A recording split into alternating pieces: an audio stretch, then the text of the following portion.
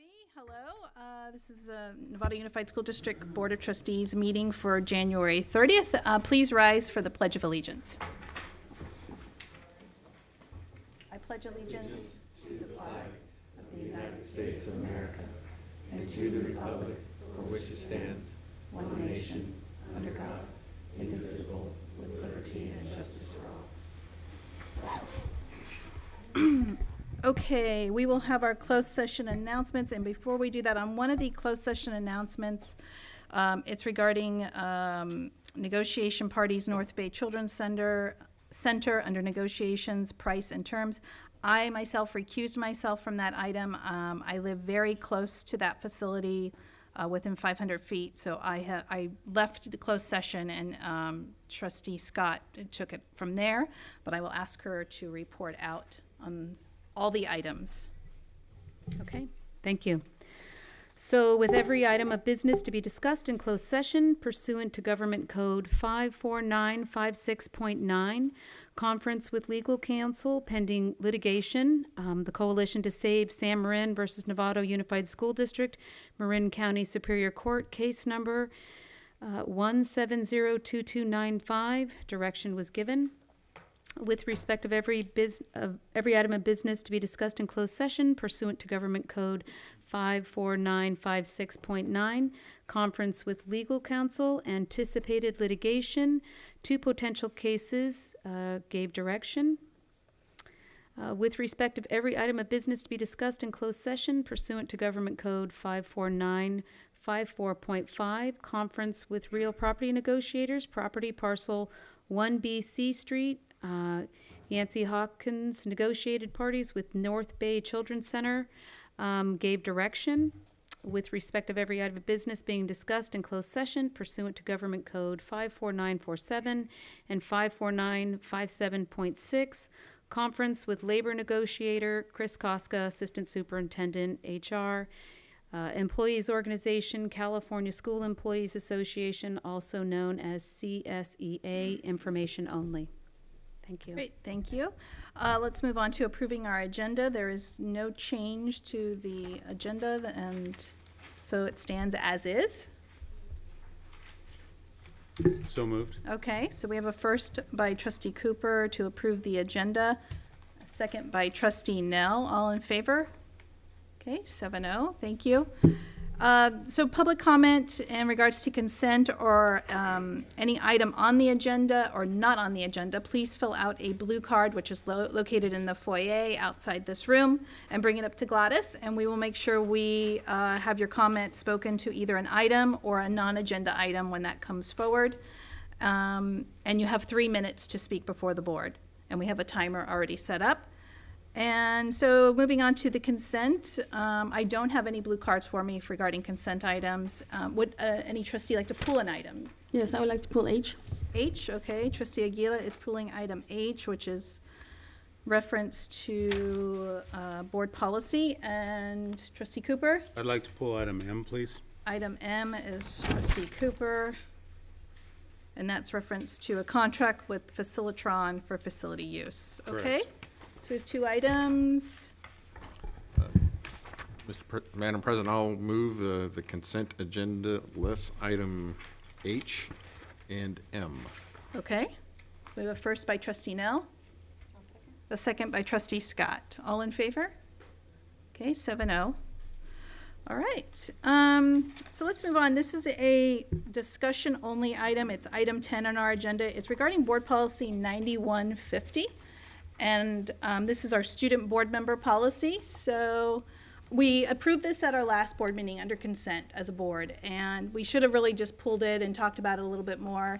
But I wanted to bring it forward to highlight the responsibility to make sure we all have an understanding, the 7 plus our 3 boards, so the 10 of us, and we're missing our board member, student board member from Marin Oaks, that we all have an understanding of the responsibilities as a student board member and our role and how that all works into play when we're discussing an item and taking action on an item.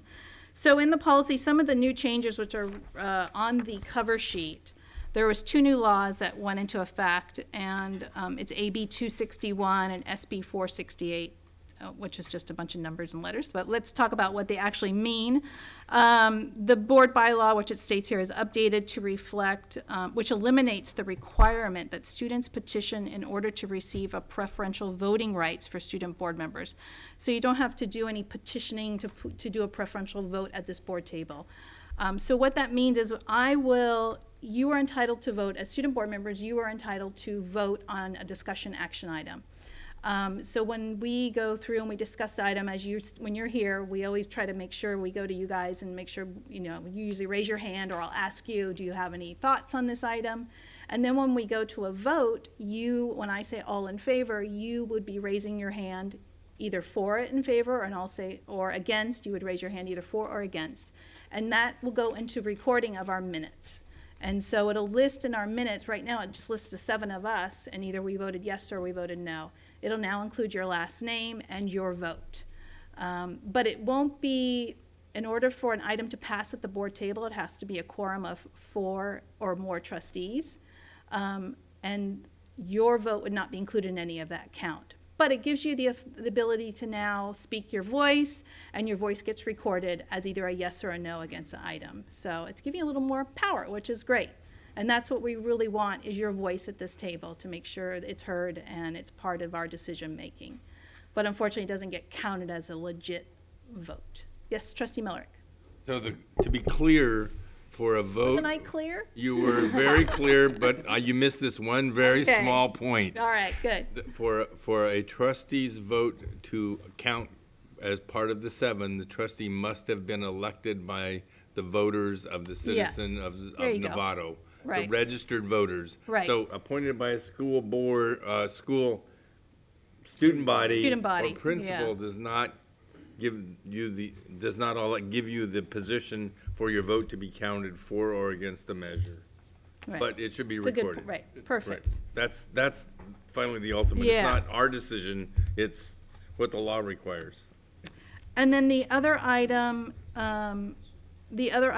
based on this new law was that the district provides student board members with materials and briefings, except those related to closed session, at the same time as other board members. So as we receive information, which we receive a packet, either paper or we receive it online, you will have access to all that. And I believe Gladys has set them all 3 of you up on Agenda Online, which is what we use to go in and see all the items electronically. So you should be reviewing those items ahead of time before you come to each board meeting to make sure you understand what we're reviewing. So there's kind of no surprises, and you can kind of set up your thoughts and what you think of the item. And again, we don't have to stay for the whole board meeting. It's up to you when you want to leave, because we understand you have homework and other activities. But we like that you're here, and we try to set up the agenda so that the items that really pertain to the students are way up in front, so you're not here too late. So let me just double check that I went over everything. Those are really the 2 new things on the policy, and really the preferential voting was the most important, so that you'll now be raising your hand on voting for items.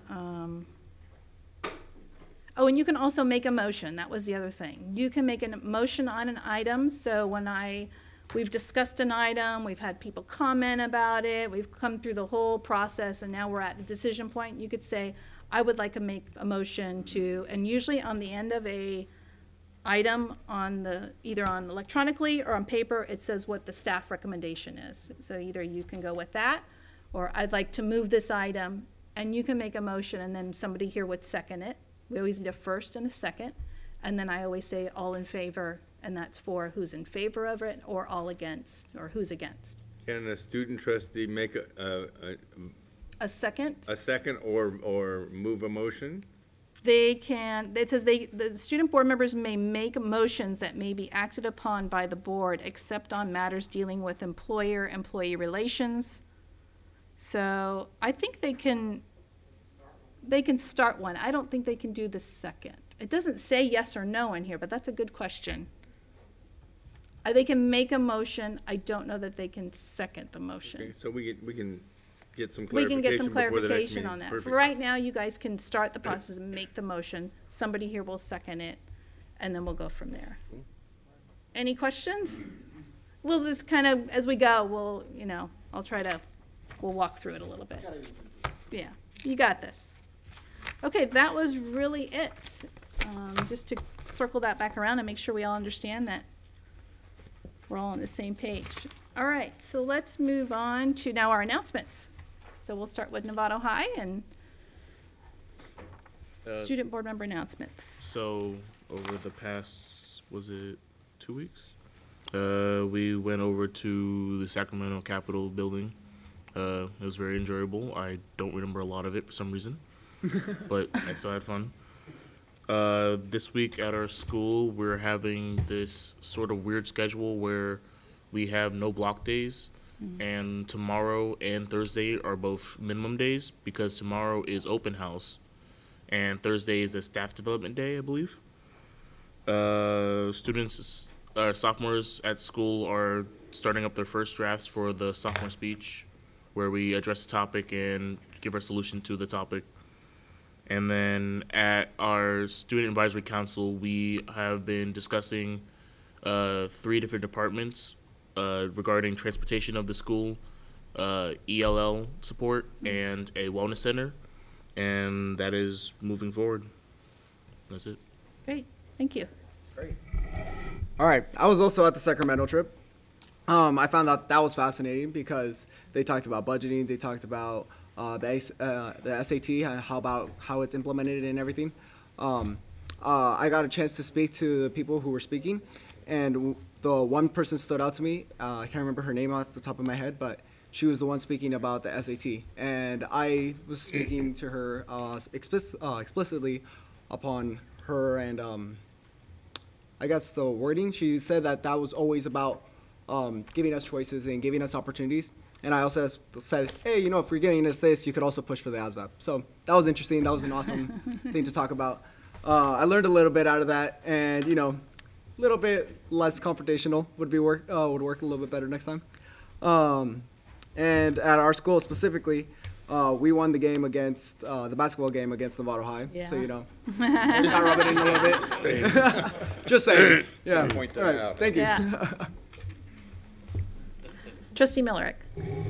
This morning, I went to a review at Autodesk in San Francisco, and there were presenters reviewing virtual reality as it's applied to education, and one of the core presenters was the MSA program in Novato High, and they were on stage for about a half an hour, and then they had a booth of their how they've applied virtual reality. The group was organized, the whole event was organized by John McLeod and Dane Lancaster of Marin County, but they had presenters from across the entire state of California at the university, college, community college, and high school level, looking at ways that virtual reality could be embedded in education.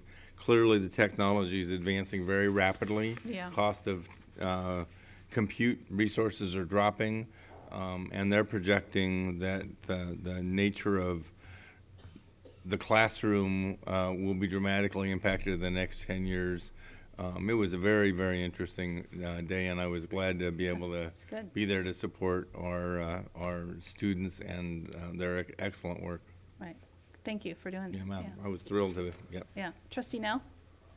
Yeah, I have a couple announcements and some reporting out to do. One is I just want to remind everyone that this Saturday at 6 p.m. at Margaret Todd Center is the Junior ROTC Crab Feed Dinner.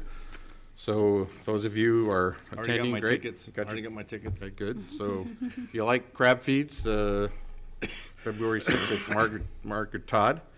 Also wanted to let everyone know that I wasn't able to make the school fuel board meeting, but I did communicate with their board, and I will be probably presenting to you through channels a list of everything that they have funded in our school district that they've recently put forth and published. So I just wanted to make sure you guys got a copy of that. In addition to that, I want to remind everyone that the Tour Novato Bike fundraising event is coming up on May 5th. So mark that in your calendar, and they're shortly will be soliciting sponsorship for this year's event. And so check your mailbox or your inbox soon as those solicitations go out. So school fuels are continuing to be active in raising funds for public education in our community.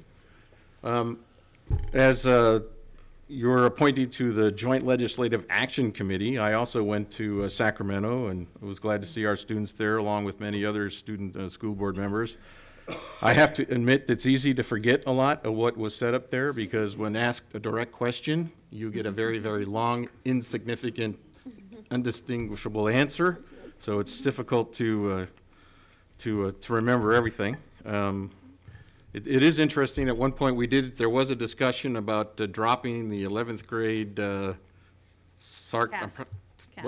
CASP, I forget the acronym right now, and replacing it with an SAT. There seemed to be a lot of interest in doing that, as it would give our students a bit of a stakeholder in that test versus the current system that there's nothing in it for the student right now. So we'll be pursuing that as an official agenda item for school board attendees representing you at the legislative level. We went up and met, and I just want to tell you that even though our #1 priority was pension reform, when asked our representatives on this question, we received very little information or anything along the lines of anyone doing anything about it. In fact, we had the two chief of staff for each of the education committee's leadership. So the chief of staff for the Assembly and the chief of staff for the Senate education committees who wouldn't remark on it at all. So I thought that being our #1 priority, looking for information on that, and we were deliberately ignored on the issue.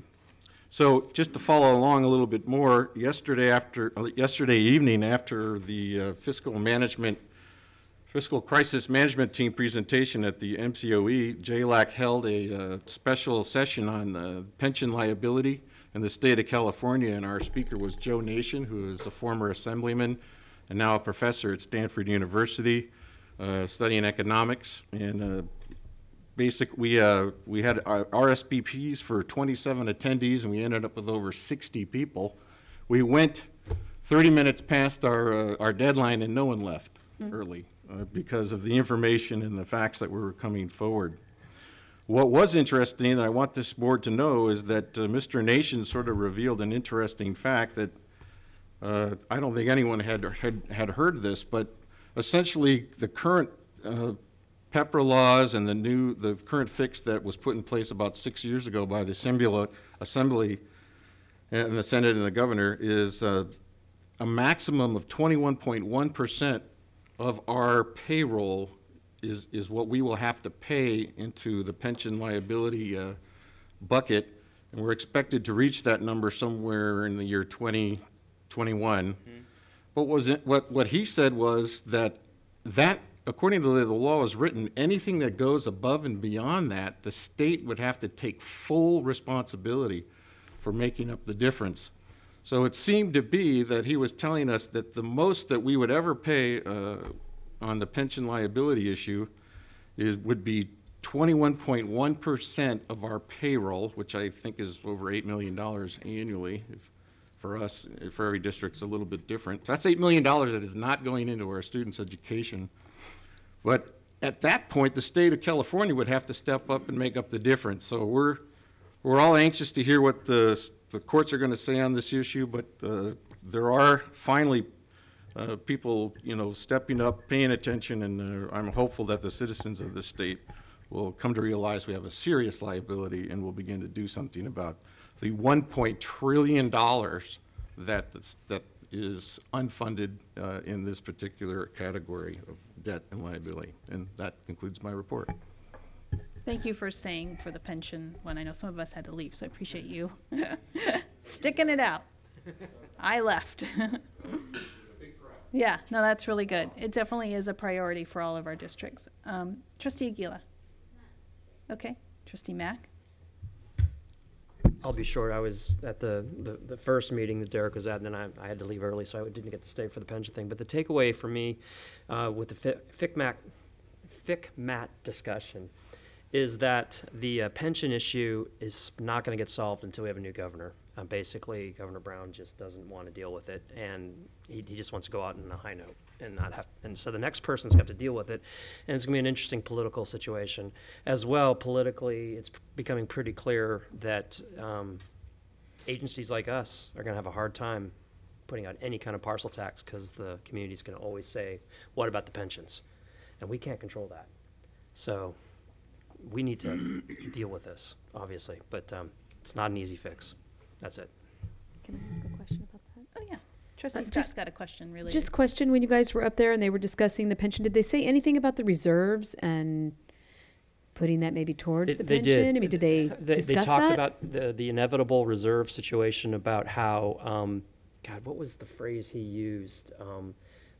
If the joke, running from a bear, I don't have to be faster than the bear, just be faster than my friend. And faster than the district law. yeah, so the point he was trying to make is that there's a lot of districts out there that are further along and further closer to crisis than we are. That hopefully that by their going, this is a terrible thing to say, but by them going into crisis, it causes the problem to elevate to become more of a priority. And that hopefully, at least in this county in general, we're in a better place, but that's still no reason for us to. We can bring it back to the to staff report on the proposed Yep. budget. We'll bring more detail. Yancy can speak to that a little bit more. Okay? Trustee Cooper?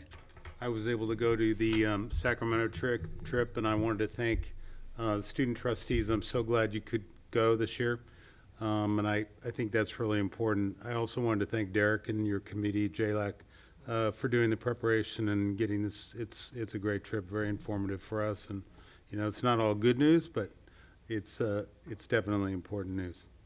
Thank you. Trustee Scott? Okay, last week I attended the Parcel Tax Committee meeting.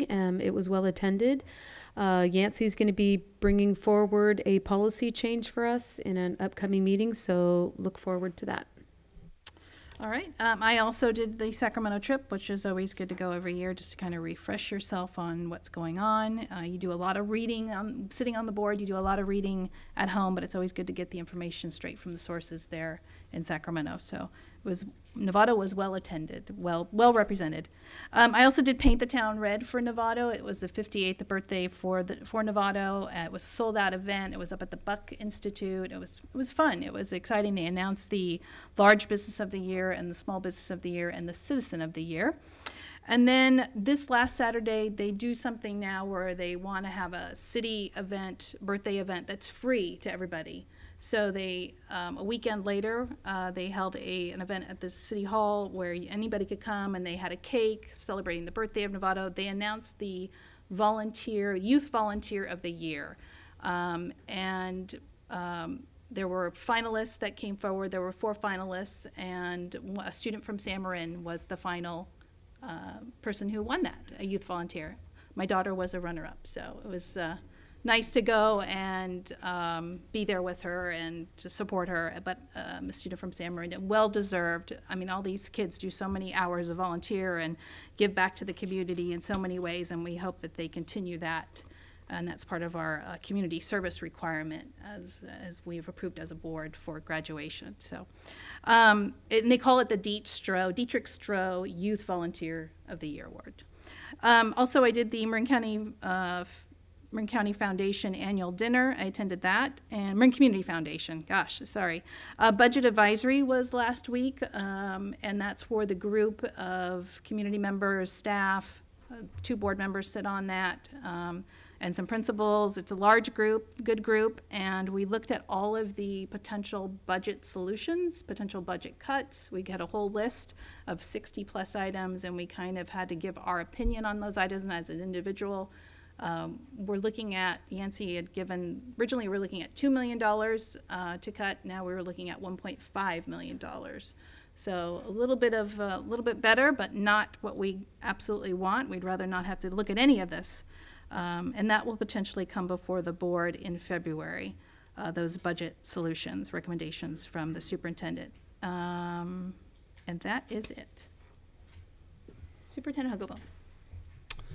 Thank you. So I did not go to Sacramento. I went to the Cali math training for, which was over in Oakland, and that group is doing a great job, I think, of coming up with some ideas that are we'll report to you guys later on in the spring, but I'm really happy with the progress our math department's making in terms of helping students succeed primarily in algebra. And just a reminder that Cali Collaboratives is throughout the state. There's about 8 different districts that are represented there, all attacking high school math. They also, the broader initiatives are with reading and some things, but a great group led by our teacher leaders, and Julia was there as well. So that was really productive. The Youth Truth Survey is open and heading along. We've got quite a bit. We've already got more parent input than we did from last year, and we still have a week to go.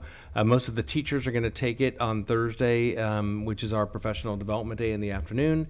They'll also be taking a housing survey, and then classified staff are taking the survey, and the city of Novato. So we're looking forward to getting some of that information back.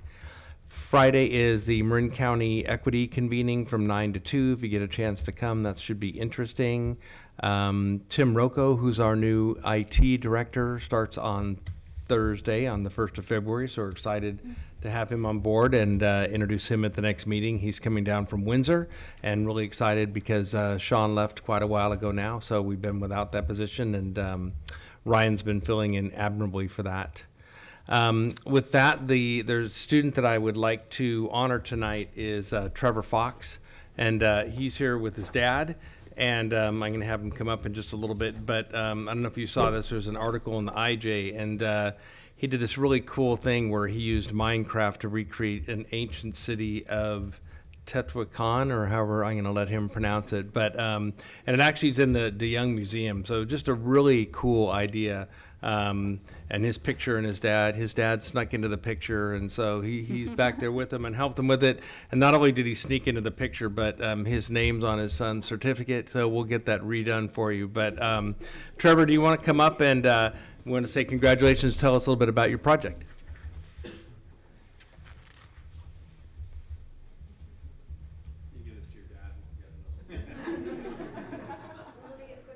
Okay, quick picture with your incorrect thing there. Get his dad. There you go. Okay. Thank you. Okay, wait. Hang on, I've done There it. you go. All right. So tell us how this happened. It's cool. Okay, so if you don't know what Minecraft is, it's an open world building game made of cubes, and you can do whatever you want in it. You could survive, you can build, and recently it was bought by Microsoft a couple years ago, and they've been trying to implement education into it. So we decided to take a hold of that and decided to build the ancient city of Teotihuacan. It's kind of a big word, yeah.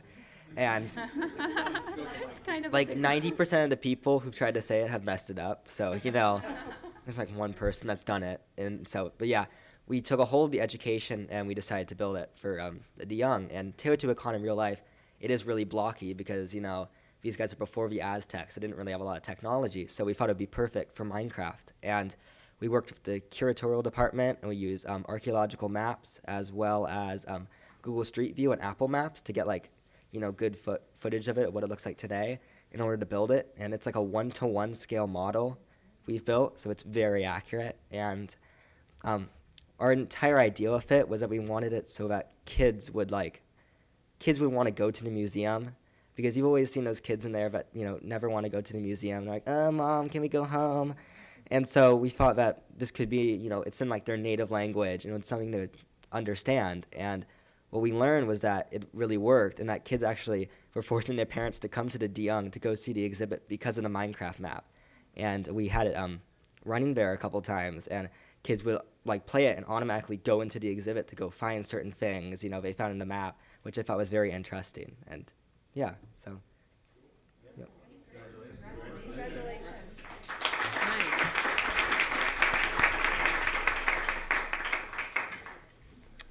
And Trevor goes to San Marin High School, so there you go. All right. You guys are doing great, and thank you very much. Thank you. All right, I do have Aaron. Where is Aaron? Why am I not seeing Aaron? Oh, there he is. Yeah. Oh, hold on. Jim would like I forgot to say one last thing, and Leslie's going to get mad at me if I don't say it anyway, but we had the Jazz Festival up in Folsom, which is a big, huge music jazz festival every year from all over the state, and San Jose Jazz Band took first place. in two different areas, right? So the San Jose Middle School Jazz Band, one took top honors, and then they took first place in the finals competition later on. So congratulations to Benedetta, who does just a fantastic job. She's amazing over at San Jose. And MSA had a bunch of different bands there too, and they also did really well. I won't go into all the awards that they took, but they did fantastic. But San Jose, just truly outstanding. So congratulations to both those schools. All right. So I do have a blue card. Aaron Fix. I'm just going to have you speak non-agenda. I mean, you could speak at the next two items, but yeah, it's go one right of those ahead. where it's not clear where exactly the best place to put it in. Thanks. My name is Aaron Fix. I'm president of Novato Federation of Teachers. I just wanted to address the pension reform issue because it came up. I understand the temptation to go after that. It does sort of feel like the low-hanging fruit, and it is a very big number. It's also a really potentially dangerous thing to play with in terms of hiring teachers. Public school teachers are notoriously risk averse. It's a big part of why people take this job. I had a friend who worked at the Philadelphia Stock Exchange, and he said, when teachers are getting into a stock, it's time to get out.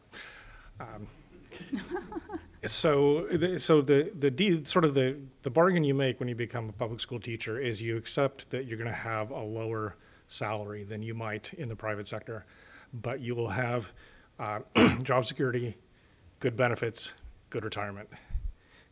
And so that's sort of the tripod that keeps it up. If you go from a defined benefit pension to a defined contribution, you're not going to be able to hire teachers. It's just, especially in high demand areas like science and math and special ed, it's already really hard to find people. And you do that. So I just think it's something to be aware of. Thanks. Thanks, Aaron. All right, our first staff report is the first interim certification, and I will turn this over to Yancey Hawkins.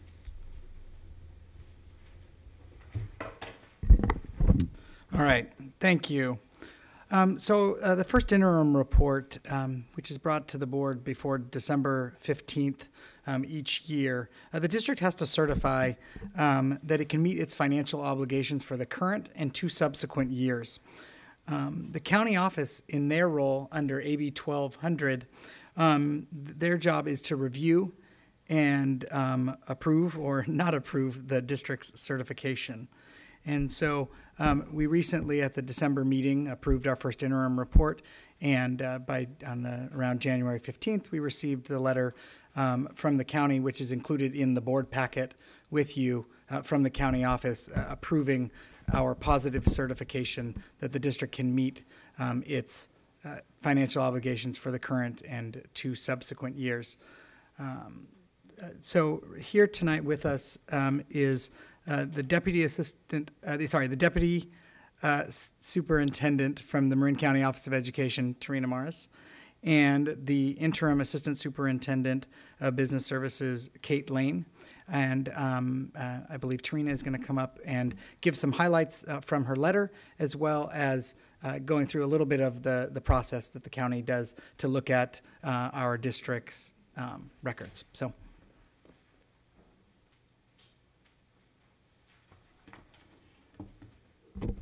Thank you, Yancey. Good evening, President Butler, members of the board, superintendent. It's always my pleasure to come here, and I haven't been here in a few years, so I think that's always a good sign. Is it? Yeah, it's kind of the hazards of my job that when I come before boards, it's usually to talk about a very serious topic. And I don't need to further illuminate the seriousness and some of the underlying causes. You've talked about it at length. And in fact, just to not be left out of the club, I too was at JLAC. We hung out together for a bit when we toured the governor's office and took a picture together behind the governor's desk. Unfortunately, I wasn't able to stay with all of you, had another meeting in Sacramento. But as Yancey described, And as you all know, you get a letter from us 3 times a year. Under AB 1200, the county office assesses and analyzes, reviews all district budgets when you adopt your budget in June, your annual budget, and your 2 budget updates for first interim, second interim, which are done in December and then again in March. So you're coming up on your second interim budget update in March, and we thought this would be a good time to touch base. The reason I'm here this time and not all the other times that we do our review is because when we reviewed the Novato Unified School District's budget this time, it rose to the top. So there's a handful of districts that are rising to the top of our watch list, and that's kind of the Assembly Bill 1200 that was passed in 1992 really has built in and has expanded that county office fiscal oversight over a period of years with many updates. But basically it consists of a series of interventions, progressive interventions we'll call it. This, I would say, is part of the early warning detection system. And we're here really to commend the board on the work and the administration on the work that you are doing to get in front of this. As you've already talked about and are very well aware, a key factor that's causing a major stressor on your budget is beyond your control. You didn't create the problem, but you own the problem. And you are not alone. Every district in the state, and even those charter schools that belong to STRS, and not all charter schools do, have inherited this problem, both on the STRS side and the public employee retirement system. So both retirement systems are underfunded, unfunded as they call it, and the rising pension rates are to address that unfunded liability. As you identified, the district has a structural budget deficit. So deficit funding in and of itself is not necessarily a red flag, although it always gets our attention. What we look at through our assessment, and like I said, we do these analysis 3 times a year, we really dive pretty deep into your data. We work very closely with your chief business official, with your superintendent when we have questions, so that we can have a better understanding of what we find when we do our assessment. And what we found when we looked at Novato's budget, at your budget, is it's not just one-time deficit spending. It is a significant structural deficit that we identified, which is actually close to $3 million. When you look at that, thankfully, you've had prudent fiscal practices in recent years. You've actually put money away. So that buys you a little bit of time to correct the problem, and that's always what we like to see districts do, so that there isn't this sort of knee-jerk reaction when you have to sort of right the financial ship. And you've all done that very well. You put $2 million aside in your special reserve specifically to try and ease the stress of the increase in pension costs, and that's now being used, and you're now at a point where you have to make those cuts. Again, great commendations for getting out in front of this and convening your budget advisory committee, of which has met about 5 times, and as President Butler outlined, your superintendent will be bringing back the recommendations from that work by the end of February. Other factors that we see are adding to some of the complexity for Novato that other districts aren't facing with is your declining enrollment. Now, I wouldn't call your declining enrollment severe, but it's just enough to add an additional stressor. Flat and slow revenues is another part. Part of the governor's budget is to accelerate the full funding of the LCFF. You all heard, some of you that were there last night heard that doesn't mean schools are fully funded. So there's nothing to indicate this is adequate funding for schools, but according to the local control funding formula, for which drives your funding, a majority of your funding, that target that was established in 2013 will be reached 2 years earlier. Once that's reached, you won't get those big increases or those larger increases that you received while that gap between your base and your target were being closed. So that's a new reality for you. And that reality is also what's adding to sort of another pressure point for your budget on a structural basis. I already talked about rising pension costs. So those are the three: the rising pension costs, the declining enrollment, and the slow revenue growth. You know that year over year you have increases on the natural with step and column increases, even before you do anything different programmatically or in terms of employee compensation.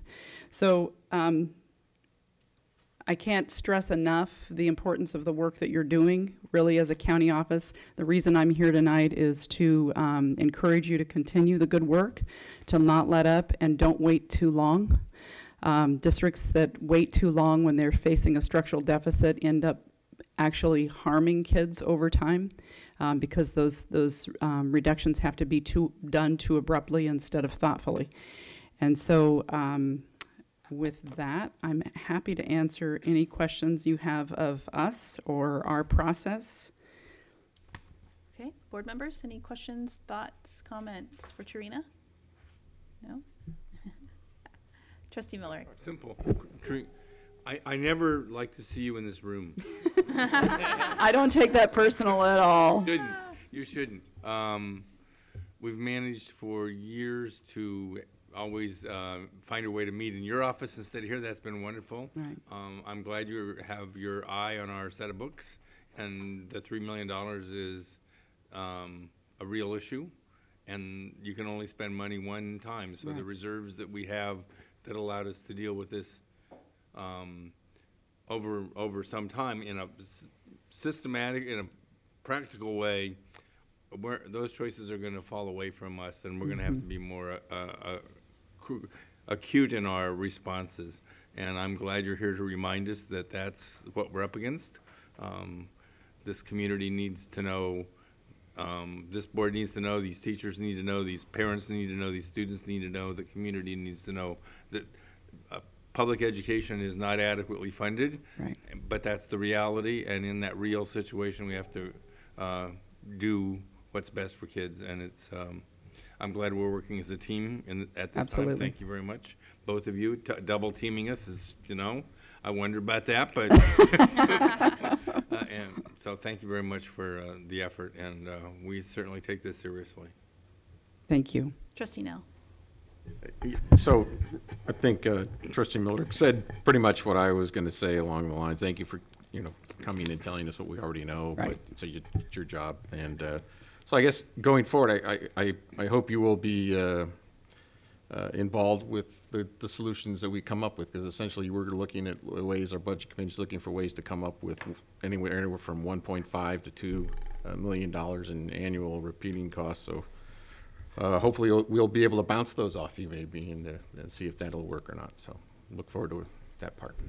Absolutely. And thank you for bringing that up, Trustee Nell. I think that we are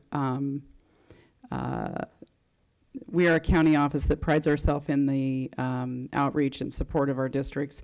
We work best when we work alongside you. Our Assistant Superintendent for Business Services, Kate Lang, works very closely with your Chief Business Official. We're arm in arm with you. I can assure you. It's where we like to do our work best. Oversight to us means support, far before it means anything else. Trustee Mack, and then Trustee Aguilar. Oh, okay. Well, being the new guy here, this is my first time having you here, so now I know why. Anyway, thank you for coming. I appreciate it. And just one thing would help me. I think I know the answer to this, but maybe if we can just talk through this, and this is kind of a broader question for maybe Yancey and or the budget advisory folks. We referenced 1.5 million earlier in the discussion, and now I'm hearing 3 million. Can you just reconcile those two for me, just so I understand the differences? Yeah, I will say I the said 1.5 because that's what we heard in the budget advisory. Right. And it was originally 2 million. Right. So that's what. Yeah, there is a little bit of a difference between in your 3 years, your structural deficit grows from 2 million to 3 million over the 3-year period. Your administration had identified when we met earlier, just in Superintendent Hogenboom's office that the target amount to reduce was $2 million. The amount's been reduced, and I'll leave that for your chief business official to address and answer that question as to why that number has changed. Again, in the spirit of working with your administration, we would be asking that question and making sure that we understood what was behind it, and so that we could get in support of that. I will say that the governor's budget includes some, again, one-time money, which is always a gift, and we always love it. We don't love it as much as we love ongoing money. So essentially what that does is it may buy you some time to kind of appease those cuts over time. I don't know if that's the strategy. I'll let your administrative team answer that question. Got it. Okay, thank you. That helps. Trustee Aguila? Yeah. Thank you for being here You're tonight. welcome. You mentioned that it's not just NUSD. Is it throughout like the whole California, the whole? Can you explain a little bit more? Can you talk about? Yeah.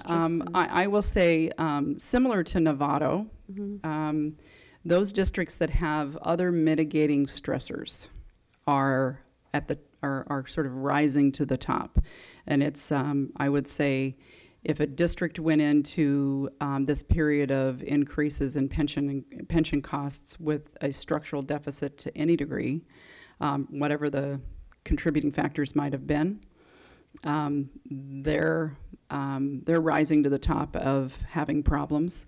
So to reference the comment that Mr. Fine made from FICMAT last night about outrunning your friend when you're running from the bear, which is not a good strategy. We don't recommend it at all.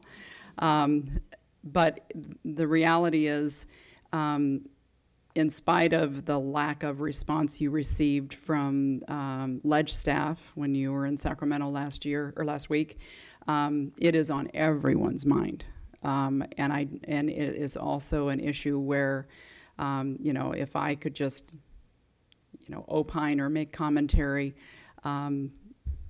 it's a tough topic for any politician to tackle and carry, but what isn't a tough topic is adequately funding schools. And so when we talk about the local control funding formula, I hope that at some point in time there's traction around increasing the base of the formula so that it puts districts in a better posture to address the budget stressors that are beyond their control, one of them which is rising pension costs. In Marin County, so I'll say throughout the state, there are a number of districts that are projecting structural deficits. If I had to guess the percentage, I don't think I would want to, because I don't think I could make an educated guess out of it. But I will say it's sort of a new factor for us. When we were, back in the days of the recession, and we were looking at districts who were, again, all in this boat together. Everyone's funds were cut 20 cents on the dollar. So when our deficit was that high, everyone was struggling. And again, those districts that were in declining enrollment and had other stressors on their budget, they were the first to fail. Now, interestingly enough, even through the recession, we didn't have districts that failed to the point of receivership. So, but I will say, as much as we might think that's a proud moment for us in education, what we had to do to keep districts from failing was horrific to programs and children. So we hope to never have to replay that, no matter what the contributing factor is. And I would say that in Marin County, Novato, and this is public knowledge, that it's Novato and TAM that are at the top of the list. And again, interestingly, Novato's stressors are declining enrollment. TAM's are growing enrollment because they're a basic aid district. Right. So, but again, yeah. But again, the same stressors are adding to the complexity of the enrollment issue. Trustee Cooper.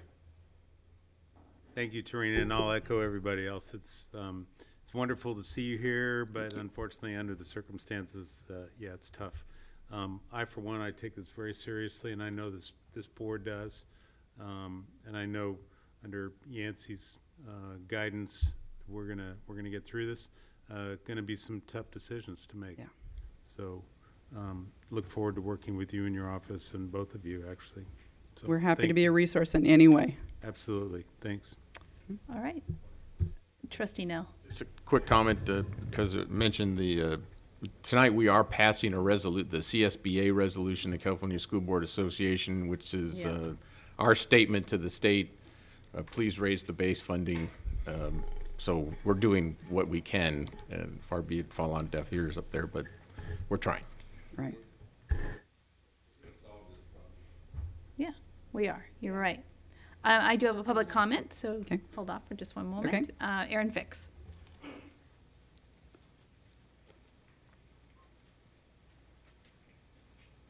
Hi, me again. I just wanted to comment that the resolution that you referred to, I think, is the true solution to this. Cutting and cutting and cutting, right, is a race to the bottom. And if you look at the wording of that statement, that we are funded in 41st, 45th in the nation at the bottom, right? That's shameful for a state of this stature. As for the short-term problem, and I know it's an oversimplification, but nevertheless, I really think we need to understand where the cuts need to be made. We have 7 teachers on special assignment that are not in the classroom. We have, by our calculations, at least 5 additional administrators in this district above our comparables, somewhere between 5 and 10, right? We argue about it back and forth. So there's $700,000 for the 7 teachers, another $700,000 for 5 admin. Our top 3 consultants are costing us $600,000, $700,000, $600,000. There's your $2 million. I get it; it's an oversimplification, but that's where the cuts need to come, right? In the luxuries. You know, that parents will tell you what matters to the kids and to them is great teachers. And if you can't keep great teachers in the district, that's going to hurt kids, right? Not losing a program, not losing an admin. I hate to be blunt. And so I just want to say that we need to trim the fat and not scrape the bone. Thank you. Thanks, Aaron. All right. So this was just a staff report. Thank you, Tarina. Thank you, Kate, for both being here. We understand it's a partnership. We know nothing against you being here. It's important that you are. And everything Yancey has told us, you've reiterated everything. And it's nice to hear it from somebody else again. So we get it. And we are going to fix this, as Trustee Millerick said, that we've been here before. We'll make it work. So we got to do what's right for the students. So thank you. All right, let's move on to the next staff report, which is the 18-19 governor's proposed budget.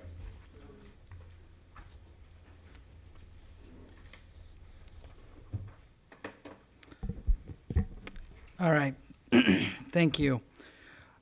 So the state's budget is kind of brought to the district in 3 different time periods. The first of which is in January, when the governor issues his governor's proposed budget for the next year. So in this case, the 2018-19 school year. The next update that we get is in May, when he issues his May revise to that budget. And that May revise, so really in January, a lot of it is his budget priorities that we're hearing. We're getting an update on revenues, but really it's kind of listing what are his priorities moving into this budget. In May, we get a lot more detail as he's kind of fleshed out some of his priorities. And especially with this governor, the revenues lock in. I believe that in each of his 7 previous budgets, this governor, the legislature has approved his revenue estimates every single time. So we really get locked in on the revenue numbers. And then at June, the legislature passes and the governor signs the budget. And that's kind of where that last little horse trading goes along. Where is the money going to go into this program? Is the money going to go into that program? So where we are now, obviously in January, is the governor has proposed his 2018-19 budget. And there's three main impacts. There's a detailed analysis of the governor's budget in the board packet from School Services of California, but I wanted to really focus on just three areas that impact the district. The first one is ongoing money. The second one is one-time money. And the third time is, it's a little bit smaller, but it's CTE dollars and or career technical education dollars and how they impact the money. The first is, in terms of ongoing money, the governor adds about $1 billion to the previous estimates that he had to, and Trina did a good note of quoting, fully funding the LCFF. And just to kind of go back to what that means is they have fully funded the target which the governor set out 6 years ago. And that target was to bring back 2007, 2008 funding levels adjusted for inflation. Be very clearly, it is not an adequacy model. It is a redistribution model. They did not put any additional money into it above and beyond what's required by Proposition 98 at the state level. Also, just a reminder, in 2007, 2008, we were somewhere around 45th in the country in per student funding for schools. So that's where we are fully funding back to. The other point that we've talked about, and I won't hit significantly, is our largest cost in the district. 85% of our money, we're in a people business obviously, goes to staffing. We've seen by the end of the implementation of the pension reform, a 10% increase on our largest single expense item. So sure, we've been brought back to 2007-8 levels potentially in the next year, which was 45th in the state, and but our largest expense item has been increased by 10% in costs over that period. So again, but there is an additional $1 billion in ongoing money statewide into that. So that gives the district a little bit more ongoing money for 2018-19. The governor, as he has liked to do in the last several years, has allocated a good amount of money towards one-time funding. $1.8 billion is the proposal statewide. It's important to note that, you know, one-time money is just that, one time. We can't be spending it on ongoing items, you know. And the third item is a proposal around career technical education, the old, you know, voc ed piece, and that is a $200 million proposed investment, and that's going through the chancellor's office of the community college districts, not through CDE. So most all of our funds come directly through us through CDE, but these funds are proposed to go through the community college district on a competitive grant basis. So right now we're learning a lot more about what that is, but we do have a lot of great career technical education programs in this district, and we obviously will be, whenever the information is finalized on that, we will be applying for some of those funds, primarily at the high school locations. All right. With that, I'm happy to answer any questions from the board. Did you, special ed, did you speak to any special ed changes or anything? No, the special educations that are in there, Yeah. There is funding of the COLA, and there is some other changes in there. Financially, they will not significantly impact the district.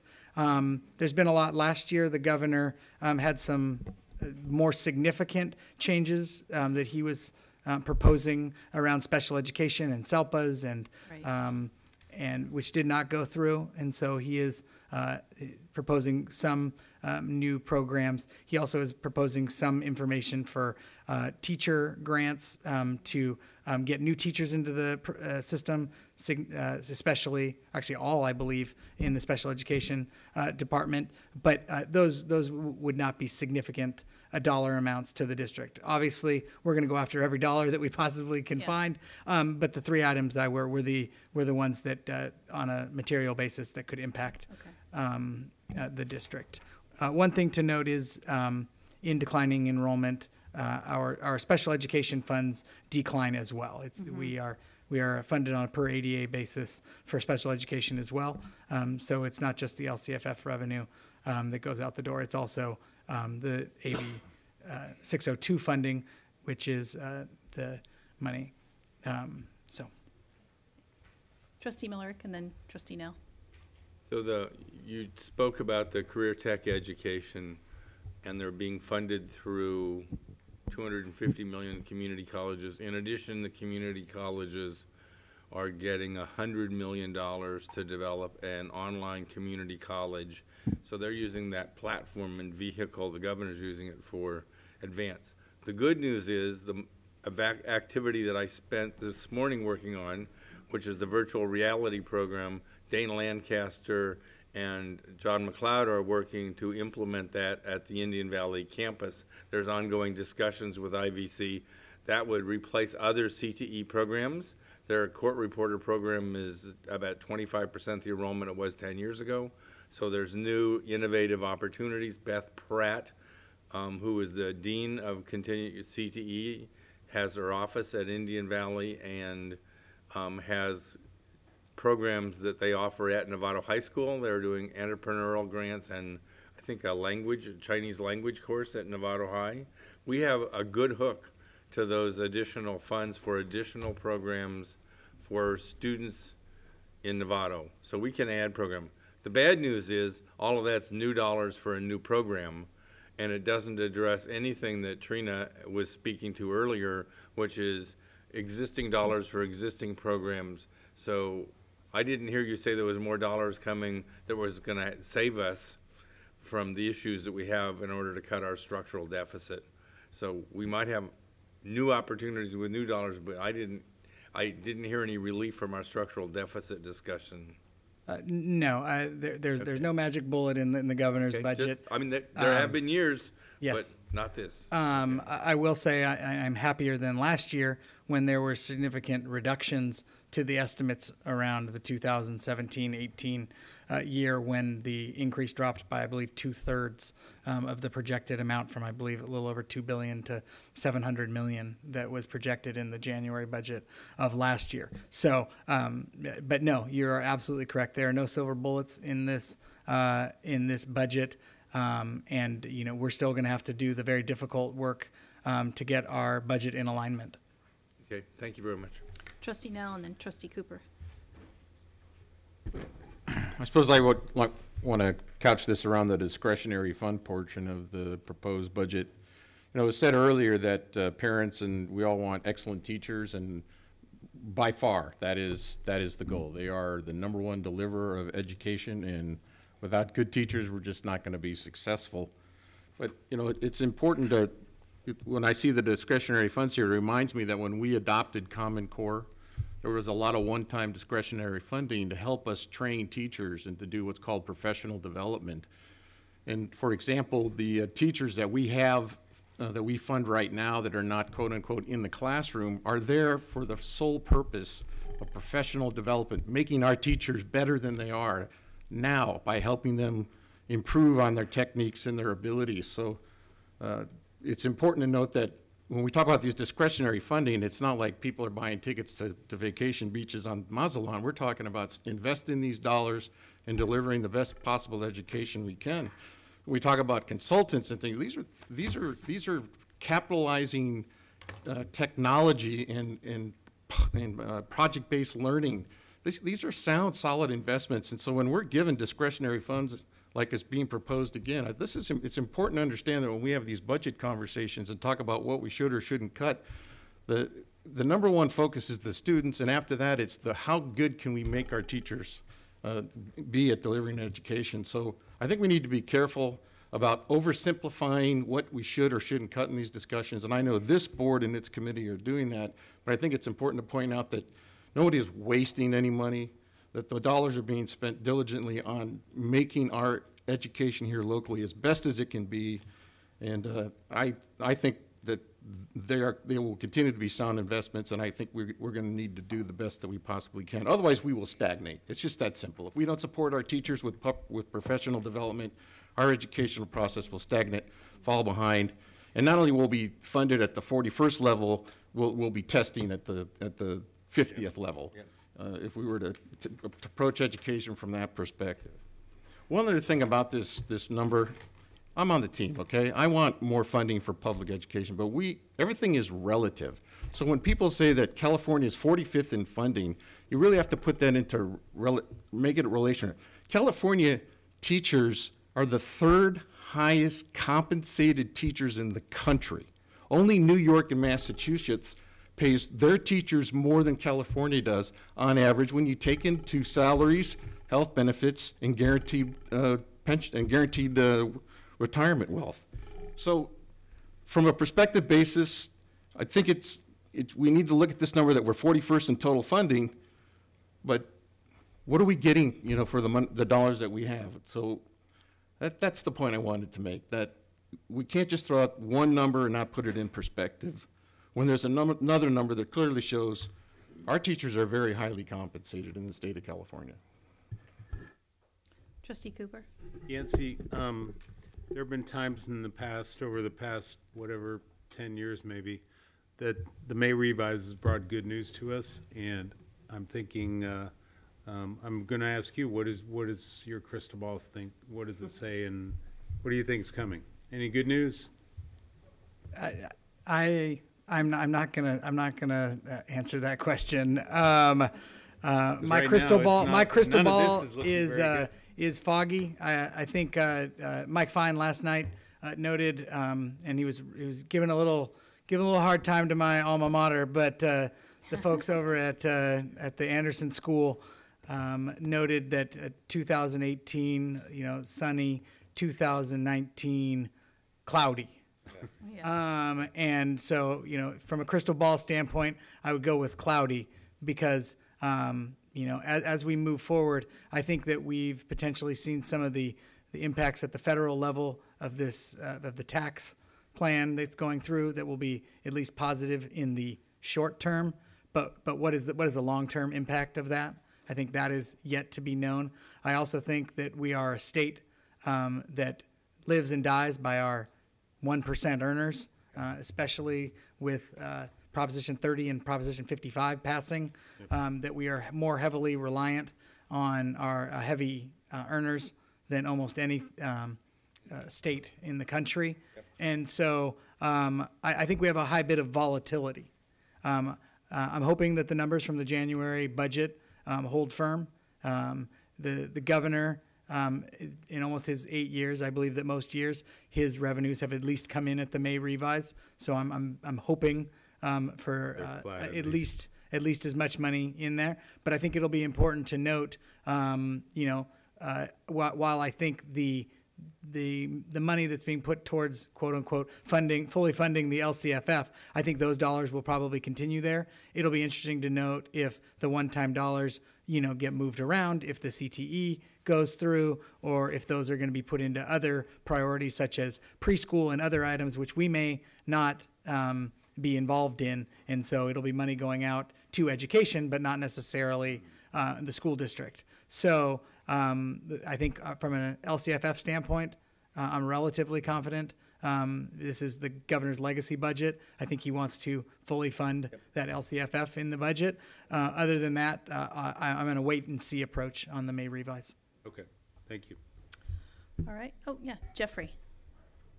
So, talking about the CTE, what exactly would that money go to if we get it?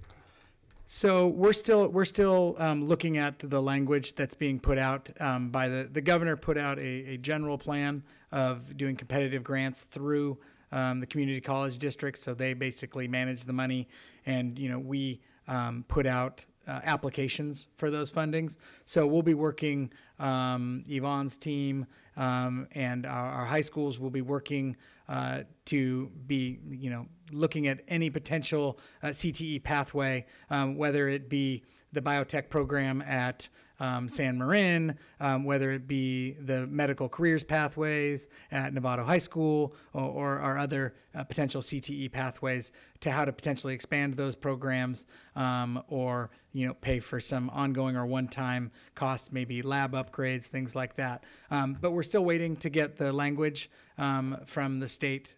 It may be out, but I have not seen it, the detail of that. And then that, with it being a relatively new program of ongoing funds, I think there could be a lot of changes between now and May into what that ultimately looks like. So I hate to do that to you, but it's a wait and see. But it is a positive thing in the district, and there is some potential. But as Trustee Millerick noted, it's not necessarily what we might hope for is they could give us some money to fund some programs that we're already doing that might help our budget deficit.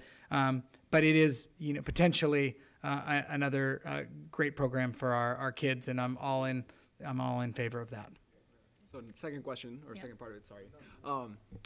So could this go to something like auto shop, for instance, like making sure that we get like just tools and things that we need in the class? Just side note, this is one of my favorite classes. That's why. But going on to that, so would that like be able to fund anything along those lines? So the auto shop is a career tech pathway, and I know that we're working with the community college on that. And so it absolutely would be a potential. Again, until we know the details of, if it's focusing on one area or another, we won't know if it could for sure be used towards that. But those are the types of programs. Auto Shop, our Cisco Academy, our biotech pathway, those are the different pathways that are available to potentially use the money on. All right, thank you. Thank you. Let me make one subtle point, may I? Yes. Trustee Miller. When you say the Cisco Academy and the Biotech Academy, those kinds of programs are the kinds of programs the CTE grant would support. I would like to point out, Novato has been ahead on these programs and has built these programs before the governor funded them, before the structure was in place. We saw the need. We moved forward to serve the citizens and kids of Novato. We knew it was the right thing. That they're finally finding money to help us do that is wonderful. But don't ever forget that Novato looks after its kids first and foremost, and that's all we're talking about here. These are programs that are extraordinary to begin with. The College of Marin Career Tech Auto Program started at San Marin High School and the auto shop at San Marin. I mean, so I just want to brag on what we're good at, and that's looking after our kids. Great. Thanks. Thank you. Trustee Nell. Well, I was just going to suggest that if along Trustee Millerick's line, that we've been working on in this area for a long time, but if you think you've got a use for these funds, I hope that you will take part in some of the preliminary discussions that we have, and then if you'd think it should go one way or the other, I hope you'll speak up and let us know how to apply for the funds and how to distribute them. Learn how to write a grant. There you go. I don't know if you just realized this, but you may have just given me too many problems, too many issues to bring up. Little bit at a time, though. Thank you, Trustee Nell. Okay, if there's no further questions, I know our work, there's a lot more work ahead. March 15th is looming over us, which is, I hate that date, to be honest with you. But we have what I spoke before about with the budget advisory on the 27th. That's a special board meeting where the budget advisory recommendations will come before us from Superintendent Hogaboom. But prior to that, on the 13th of February is a regular board meeting. You will be bringing forward kind of what the budget advisory process we went through and how we got to where we made the decisions that were being recommended. So is absolutely, that correct? That is correct. Yeah. We will be bringing. So those are some the more recent things that will be coming forward. So we'll have 2 meetings there where we will learn what the budget advisory has had, the work that they have done. 13th and 27th? Yes. Yeah. Thank you. Yeah. Yeah, their next meeting is on the 6th. Yeah, we're meeting on the 6th, but then to the board is the 13th and the 27th. Okay. Thank you, Yancey. Thank you. Okay, we're done with the Yancey show. Yay. I'll be back. Just Now, more important stuff, Marin Community Foundation, our MCF grants, the pre-K to 3, and Yvonne Chavez will be presenting along with principals.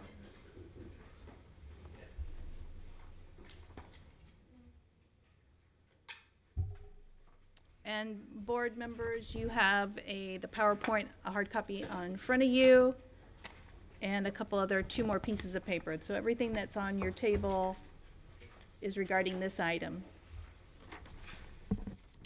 Okay, good evening. Thank you, President Butler and Board of Trustees. Very exciting presentation that we have here this evening. First and foremost, I just want to thank our principals for the work that they do every day leading their schools as instructional leaders. You're going to hear the alignment that's happening with our P3 work and the expansion that's happening thanks to the support of the Marin Community Foundation and the Haas family. I want to thank Don Jen, who is here with us this evening, as well as Jan Derby, and they will be up at the podium at the end of this presentation to share some input, some feedback. But it's always a joy to meet with them over at MCOE. That's where we meet, and just the passion that they have for the work and for our district. You'll hear the work is aligned to our goals around equity, student success, staff success, and parent community engagement. So what I would like to do is invite Bonnie to come on up. And this year, through a grant with MCF, we're able to fund Bonnie's position, 0.5, to do this alignment and scaling our work across our elementary schools. So I want to thank Bonnie for that leadership as well as we're growing. And this work is all about transforming the lives of our students, transforming the lives of their families, and getting them ready to be successful as they transition from grade to grade. So it's all about improving. And you will also hear about data, and that's something that we're all very excited about, is looking at data. So I would like to have our principals that are going to be presenting this evening come on up. And Bonnie's going to go first. And then they have a slideshow that you have, and then towards the end, we'll have Don and Jan coming up. So thank you very much.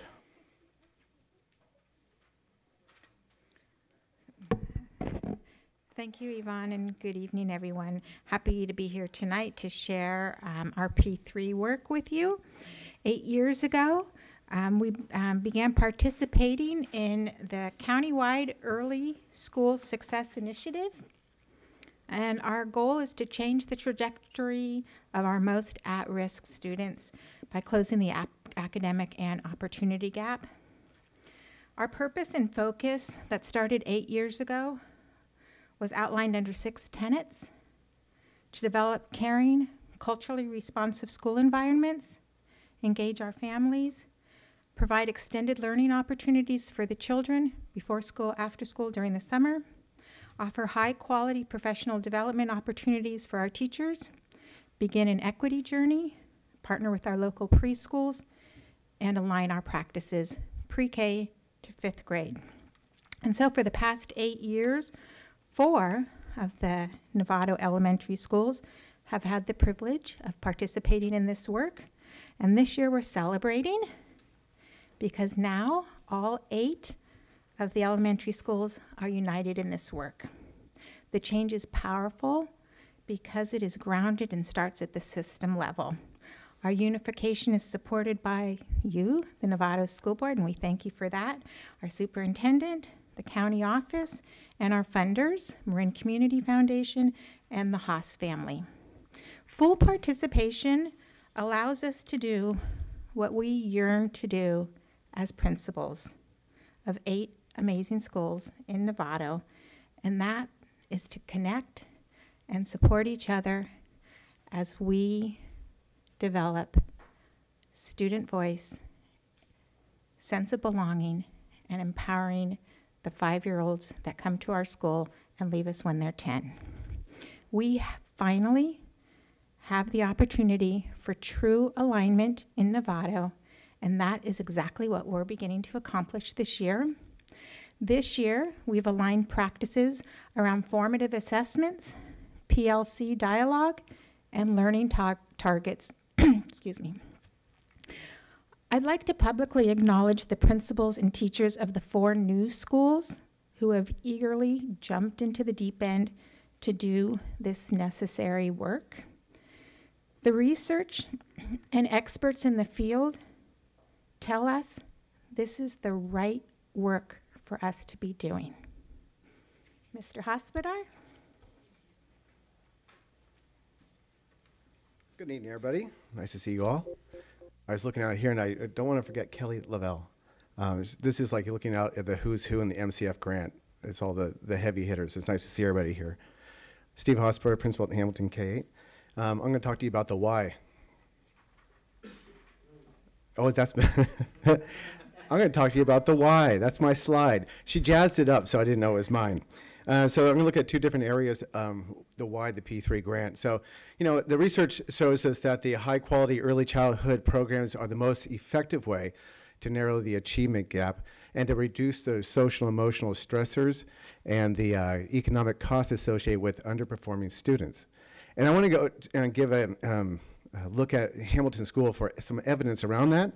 So tomorrow is, well, first of all, Hamilton School is, middle school is 77% free and reduced and 80% Latino or African American. And these kids have been in the grant for 8 years. And so tomorrow is our awards ceremony, and I was looking at statistics about closing the achievement gap, and of the 180 middle school students, 123 are being recognized for having a GPA of 3.0 or higher, and that's 68% of the students, and that's phenomenal. And of those 123 folks, we have 37 students who are being recognized for 4.0. And I think that's really strong evidence that we're narrowing the achievement gap through this work. The second part, and I'm going to solve your economic problems, Jim. You're welcome. You know, data shows that every dollar invested in early learning reaps a $7 return in the long run. And I was thinking about that statistic, and I was looking at the data of Hamilton. I was looking back 8 years ago, and we spent a lot of money on social emotional wellness because at that time, I had over 200 students being seen by counselors at Hamilton School, and it was really needed. It was year-round, summer-long program, just to calm the kids. We're spending about $85,000 in years, in the first year and the second year, and so forth. And then I looked at the data now, and it's not year-long anymore, and it's only 30 kids being seen by counselors. It's only $30,000, and would cost benefit about $55,000. So the evidence is very clear that this works. And now that we're all aligned to do this work, I hope we continue to go on this amazing data-driven, focused work. Now I'm going to introduce my 3 newbies to the grant, and Amanda, Elizabeth, and what's her name? Angela.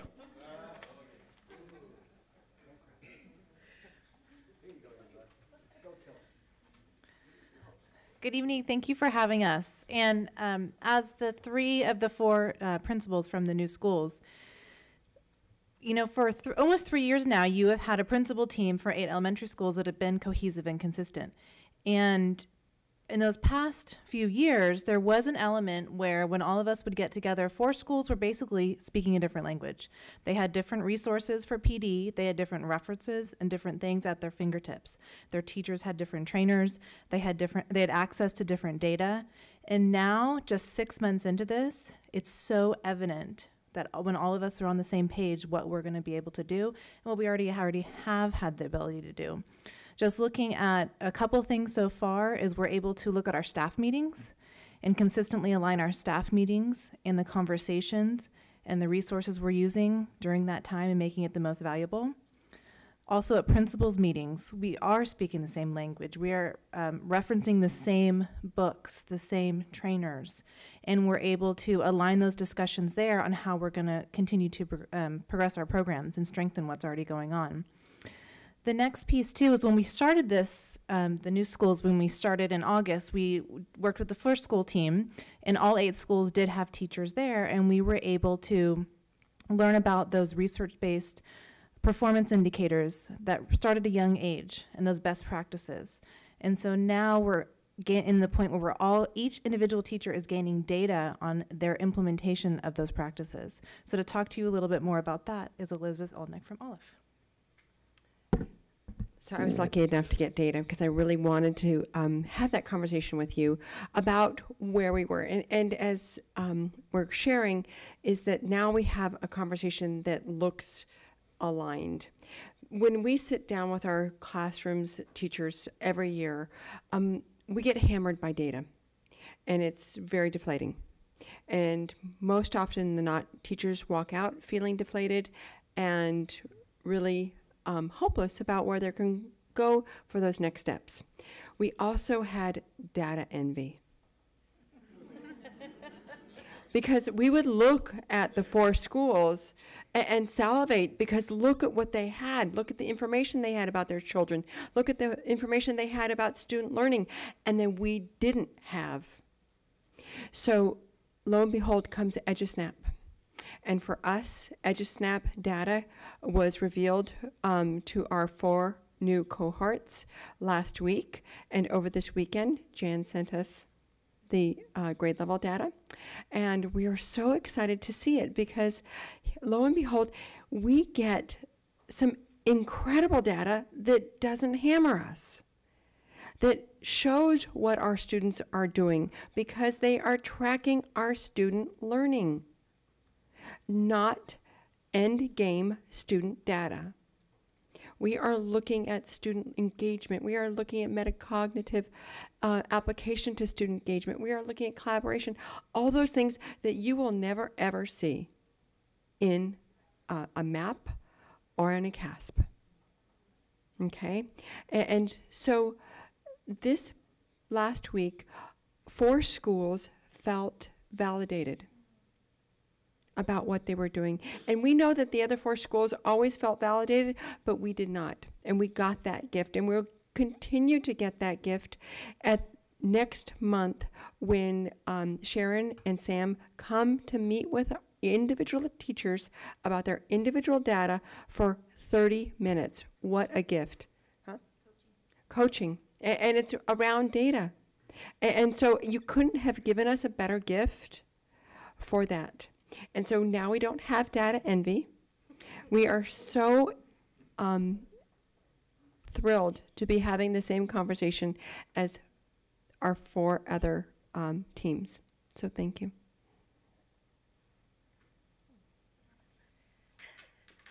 So like Elizabeth said, we don't have data envy anymore because we are now drinking from the water hose. We are flooded with data, and thanks to Jan, no, it's wonderful. It's all good. But we are alone in trying to analyze it and try to push it forward with our teams. And so we have 3 different teams that we're working with now. The teachers have organized themselves, and we've helped organize them into 3 different teams. So we have a data team, our equity team, and our first school team. And the professional development is unbelievably amazing. It is stretching teachers' thinkings who have been teaching for 20 years. And we were talking about building teacher capacity. This is it. This is the magic bean that we've been waiting for. And when I have new teachers and teachers who have been teaching for years and years and years, and they're having collaborative conversations that are moving everybody's thinking forward, it just is, it's amazing. It is amazing. And so we have these teams, and, you know, as the leaders of our school sites, we're trying to bring these teams together, and we're trying to have these cross-collaborative conversations. It's been a little bit hard. And for example, in the last 3 weeks, you know, we're trying to play catch-up with the PD process and try to get caught up to speed. I've been off campus 7 days.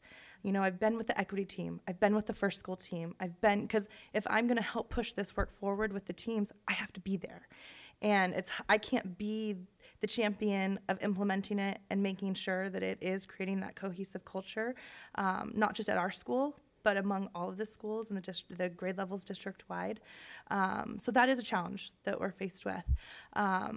But looking at the data, it is so rewarding. It's validating, but it's also useful to really be able to take what we're doing, see what is working, and be able to take that forward. So Jen is going to wrap up our presentation for us right now. So you've heard how this work has transformed us, and now the question is being begged to ask, which is, how can we, as forward-thinking leaders, sustain and spread this valuable work to ensure student success? So the 4 schools that have been in the grant for 8 years have they have really deep work, and the other 4 new schools have just kind of started to see the tip of the iceberg in this. So we have really appreciated from the district that they have supported us in the work by starting to spread this work to all of the 8 elementary schools to unify us more strongly, and they have done that by funding community liaisons and counseling services at every school site, and this has really improved our community connections and social emotional development for our students, which are key steps within the family engagement and high quality teaching elements of the P3 grant. And we greatly appreciate that you've heard our needs in having that at all 8 schools and made sure that this was in place.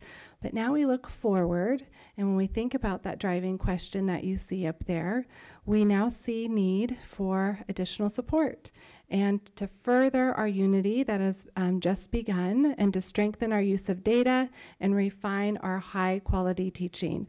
So we believe the next steps come in 2 forms. One is having facilitators at all 8 schools.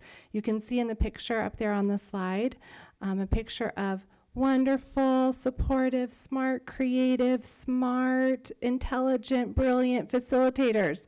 And they are the hub of this work. They really are so supportive. However, our 4 new schools do not have these great people supporting them. But the key word here is yet. We're hoping. The other next step is, of course, time. There's so much happening in this grant work, but we need the gift of time. Time for our schools to work together, to collaborate on what has been, for the 4 schools and now the other new 4 schools, the largest driving force to gain student success, especially for those furthest from opportunity. Our schools now speak a common language about all the grant elements: vision, family engagement, high quality teaching, extended learning opportunities, cultural proficiency, and alignment. And now we simply need time to collaborate and continue to develop this work that we believe in wholeheartedly.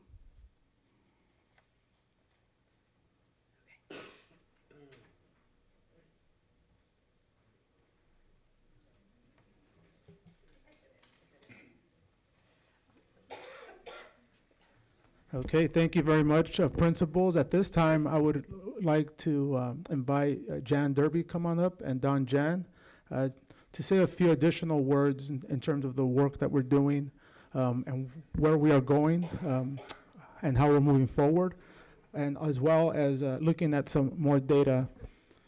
So again, thank you very much, Jan and Don.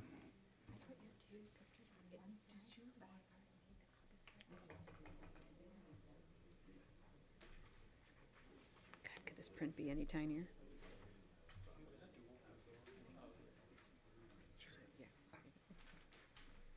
Be nice or she'll kick you out. Board members, President Butler, let me bring greetings from my colleague Veronica Reed of the Haas Fund as well. So it's a privilege to be here with you. What I'm struck by is, having been in this work for 8 years, is the enthusiasm and excitement that is still expressed by your leadership here, but really that I get to see in the classrooms or or in the trainings that people come to. So just, it's been a great partnership, is kind of the summary kind of comment, but one that has endured with excitement over an 8-year period of time. So thank you for your leadership as a board and the staff leadership for this work. I think I had a 20-minute spiel that that Jim and Derek and Debbie all got to hear when we had our dinner for this work. But we're excited about continuing this. Your staff and your schools are looking for ways to sustain this work as we open an application.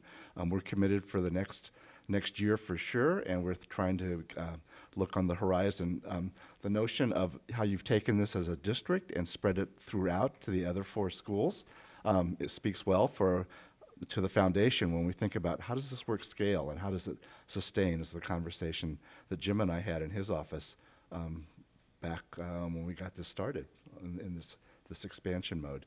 So just let me close with just an appreciation for the enthusiasm that the district and the staff has always had for this work. So thank you. Yeah. Do you want to say something about Bremerton and Kelly? I'll let you do that. Okay, great. Yeah. Okay. Yes, we're delighted to be here. Thank you guys so much for all the support. You can see that the quality of the principals and the quality of the teachers has been amazing.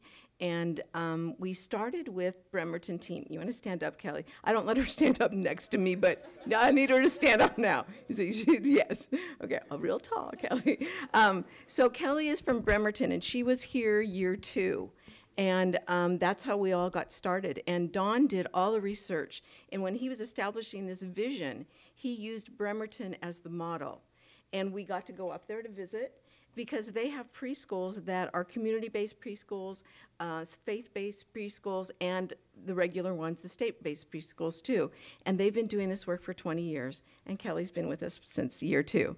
And she's with us all day tomorrow to help with our proposals. And she works in all 4 of districts that we also serve. So it's terrific, and we appreciate it took her 2.5 hours to get back from Santa Clara today. So she was she couldn't come with me early, so sorry. Okay, so Jim asked me if, he says, you keep talking about all this progress that we're making on this data, on EduSnap. He said to me, is there any correlation between the EduSnap data and some standard-based testing? So you have 2 documents that I want you to look at, and they're on the screen as well, but I thought you should have them in front of you, and Bonnie already took care of that. So we're gonna look at the EduSnap data first. And there were references throughout for the 3rd grade indicators. And so those are highlighted in yellow. This is Lou Sutton only, and this is without their preschool partners. So this is for the entire school, TK through 5. So I'm gonna just walk through them a little bit so that you can understand what we're trying to do, because this illustrates it so well. We changed this year to 2-hour observations versus 6-hour observations, and it really hasn't panned out well. So we're going back to 6-hour next year. So we're really excited about that. So the first of the indicators is oral language. You can see that they started 8% of their day, or 32 minutes, was spent on oral language. And then they moved in the spring, they went from 8 to 19. So that's a huge jump, and 76 minutes of oral language development. Then they dropped a little bit to 15, but still 60 minutes, and now they're back up to 18, 72 minutes. So we know that oral language and kids talking to kids is extremely important, and that's how they really internalize their learning. Vocabulary development started at 3, went to 8, 3, and now it's back up to 9. So that's 36 minutes of their day that the kids are engaged in academic vocabulary development. Ross, you're going to like this one. Algebra and operations are as important as reading. And so that was never really in the research before recently. And now what we do know is that math skills and math thinking and creative ways of getting to the same answer, but everyone's way to get there can be different. And so this is a very important one. And so you can see that the first yellow was 13 or 52 minutes a day, and they've moved to 19% or 76. And we know we want at least an hour a day of math, but if it's integrated into other subjects, it gets counted in as well, so that's great. Scaffolding and in the instruction, as you heard, Sharon and Sam are 2 national presenters, and they always think I'm biased about Novato. So I said, oh, okay, well, you know what? Maybe I am. Why don't you check it out and see what you think? When they saw your scores for scaffolding instruction of the 4 new schools, they said, absolutely, we will not give you grief anymore, Jan. So I said, okay. I get to go all over the county now, and the beauty of that is that I know that what I saw here when I worked here and what I'm seeing here now is quality administrators and superb teachers. And you should feel so proud of that. The national presenters filmed our teachers at Lou Sutton in order to use for training purposes, because their skills are so terrific. Okay, so the next one, so that was scaffolding instruction, that's building on what you've already had. Collaboration is a really important one. You see that a lot in PLCs. And so they went from 13 at the beginning to 22%. So that was really great. Metacognition, you also heard that mentioned, went from 1 to 6%. That's that higher level questioning and that response, well, why? How did you get there? What are you doing? And not just what did you think about that, or what answer did you get? That's not what we want to know about. We want to know what they're thinking. And then the last one, small group, went from 1% to 4%. And we do want more small group instruction because we know when the teacher is with the kids in a small group that they can catch right away what it is that they need to remediate and then move on. So this is really impressive data. And we have this for all of our schools, and they'll get their copies again tomorrow. But now I want to compare it to the state dashboard. And Yvonne, where are you? You're going to have a whole presentation on this, so I don't want to steal anybody's thunder. But I do want to do the comparison because that's what Jim asked me to do. So this is also Lou Sutton, and it's only English Language Arts. I did not bring math as well. So a total, for third grade through fifth, of kids that were tested on the SBAC, there were 157 kids tested at Lou Sutton. And so if you look at the levels across the top, it tells you if people declined or they maintained or they increased. So if you look at that first row, at very high, 45 or more points are above whatever the state average is, we don't have anyone there. But except for increased by 3 to less than 15 points for Lou Sutton. The Caucasian students are scoring very, very high. When we're always talking about closing the achievement gap for our kids of color, but we must never forget our Caucasian kids. They deserve our support just as much as all of the other kids. And so when we see that there's a balance and they are continuing to achieve, you know, you hear these stories, oh, I don't want my child at school when there's so many bilingual kids and it holds our kids back. This is proof positive that that does not happen in our schools here. So the next one, there was no one on that row. So that means the Caucasian kids were making progress. And you go down to the next one where it says medium all the way to the left, 5 points below to less than 10 points above. All of the students at Lou Sutton, all of the students in green is where we want to go, to blue, increased. So all of that suggests that the entire school is moving forward. And that's the next alignment. Going down to the next one, even though it's low and more than 5 points below the 70 points, which is the state average and the state calculation, if you look at the yellow, they were in either red or orange before. And now the English learners, there's 80 of them at the school, and the Hispanic kids, there's 91, have moved to yellow, and we will probably be seeing them to green next. So that means that they're making progress. This is exactly the growth model that we want to see. And if you look at our economically disadvantaged kids, which is right there as well, there's 99 kids there at Lou Sutton, and they have made growth from red, orange to yellow. So this is the right direction. This shows that the work and the instructional practices that are happening in the classroom are making a huge difference for our kids. So we thank the administrators for guiding the work, and we thank the teachers for superb work as well. So I think that's what you wanted, is it? Okay, all right, you're welcome. Okay, but thank you so much. We appreciate the support. It's a lot of work on everybody's behalf, as you heard, and they're going to be really doing a lot of work tomorrow with Kelly and me. They're going to be so excited to see us. So anyway, I thank you very much. Thanks, Jan. Thank you, Jan, for all your work that you've done the last 8 years. I remember the first meeting we went to at MCOE to start this with San Rafael and Sausalito and Novato, and here we are. Yeah, and I know Jan is stepping down in her role here, so, but thank you very much. So when you said Jan gave us the data, yeah.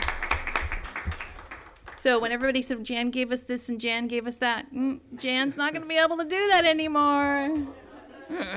So, Dawn, did you have additional comment? Just a last comment. You know, it was really always a good reminder to me to come to school board meetings and see, particularly this one, where you sandwiched this presentation in between on some serious budget issues and the LCAP planning. Right. So we are just trying to be part of that context with you, and we really appreciate No, the hard work that you all do. Right. Thank you. This is amazing work that we're doing, and and you have it here. No longer silos. We cannot do this anymore. This is a key. And to hear that you guys are all playing together on the playground is how I'll word it. Is so in the sandbox. Yes. There's no bullying happening. Is great. I love hearing that. And you spoke the word that I love, which is data. You can't drive, and for me, I don't see how you can make a decision on instruction, on what's happening in the classroom, how you move the students along without the data in front of you, and how to understand it and how effective the data is and relevant. So I know you might be struggling now, but that'll change as you move through this process and you work together. So thank you. Is there any comments regarding I just wanted foundation? To make one comment. Just one Yeah, comment. let's go to Trustee Scott, because she is not. Oh, I just wanted to thank Dawn and Jan and all of our principals and all of our site leadership and our teachers. This is amazing, and I really appreciate the enthusiasm as well. It's nice, like you said, Dawn, to have this kind of a presentation in between the budget woes, but it's nice to know that we're making some progress, so thank you. And Jan, thank you so much. Okay, Trustee Millick and then Trustee It's Aguila. really simple. We're sitting here dealing with finances and numbers and all kinds of bureaucracy and going to Sacramento, but the kids are on the campus. That's where education occurs. And that back row, it looks like the back row of a class I've been in now and then, is where the focus is, and it makes this thing happen, and it is extraordinary. And I'm extraordinarily proud of what you guys do every day for this community. It's just amazing. And we got a couple of Jan and Don and the rest of the Marin Community Foundation, but you got helpers, but it's your leadership, and thank you very much. Trustee Aguila and then Trustee Cooper. I just wanted to thank Jan and everybody else involved for working so hard, so many years on this. And as a Latino trustee, it's just refreshing to hear some of the data, that Latinos, for example, the two things that stood out for me were that the Latino students are not only not dragging the Caucasian students down, like it is very commonly said, but that also they themselves are improving. And then we get to look forward to seeing some better numbers and better results. So this is refreshing, it's nice, and it's wonderful. So we're moving in the right direction, so thank you very much. Trustee Cooper. Jan, Don, everybody in the back row, I just want to say thank you very much.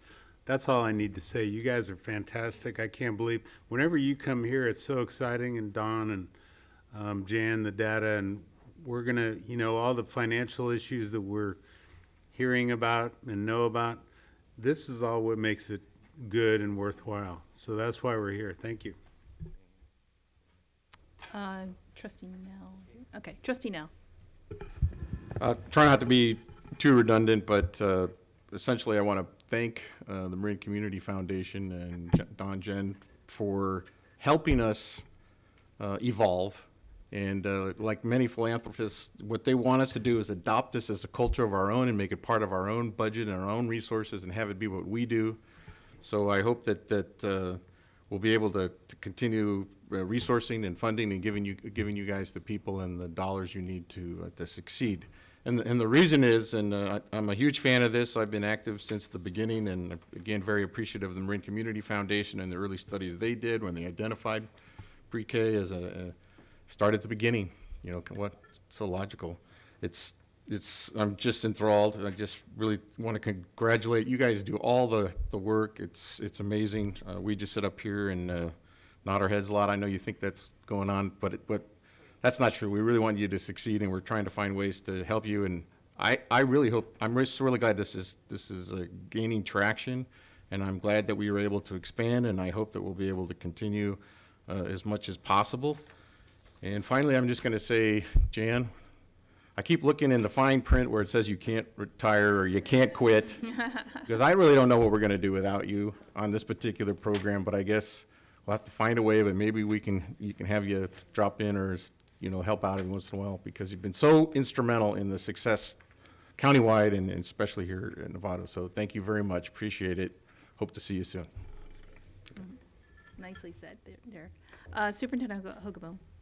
So I think you guys know our key questions this year is how do we measure student success? And Ross, I remember last year when we were looking at our single plans and only 4 of the schools had EduSnap data, and you and some other trustees said, well, why the heck can't we get everybody with that? So I think the importance of using formative data, and Kelly, thanks to you for your help with that, because Tenny and I were sitting there talking about how do we measure student success, and of course the public wants to look at CASP and the once-a-year standardized testing, which really in no way captures the growth we want to see in our students. So I just appreciate the use of data and being able to capture that formative data in a way that's meaningful, and to give that back to teachers, and the training is also amazing.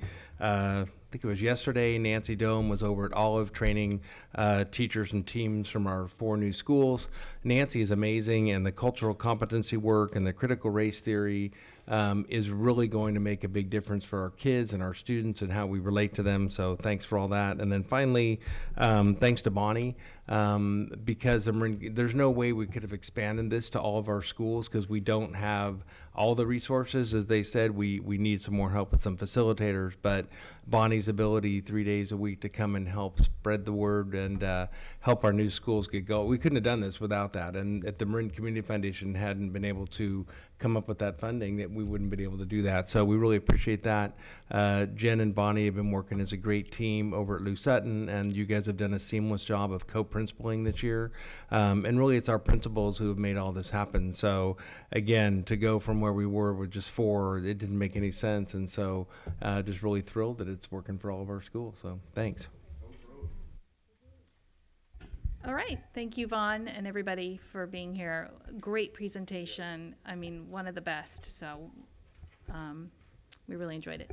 All right, the next item is our LCAP. This is for the 18-19 school year development timeline and elements of differential support. This is something that comes every year prior to approving the LCAP and all that. Okay, good evening. Hard to follow up on that presentation. Yeah, can't be boring. Don't be boring. Okay. I will do my best when I'm talking about the LCAP not to be boring. Tarina, can you help me on this one?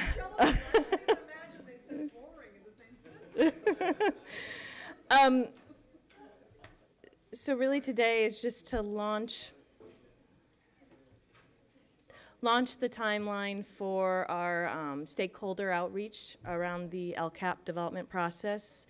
Part of what we're going to be sharing is hopefully I can get my hands on some of that great data that we have with EduSnap to provide us with information on how our strategies are working within the LCAP.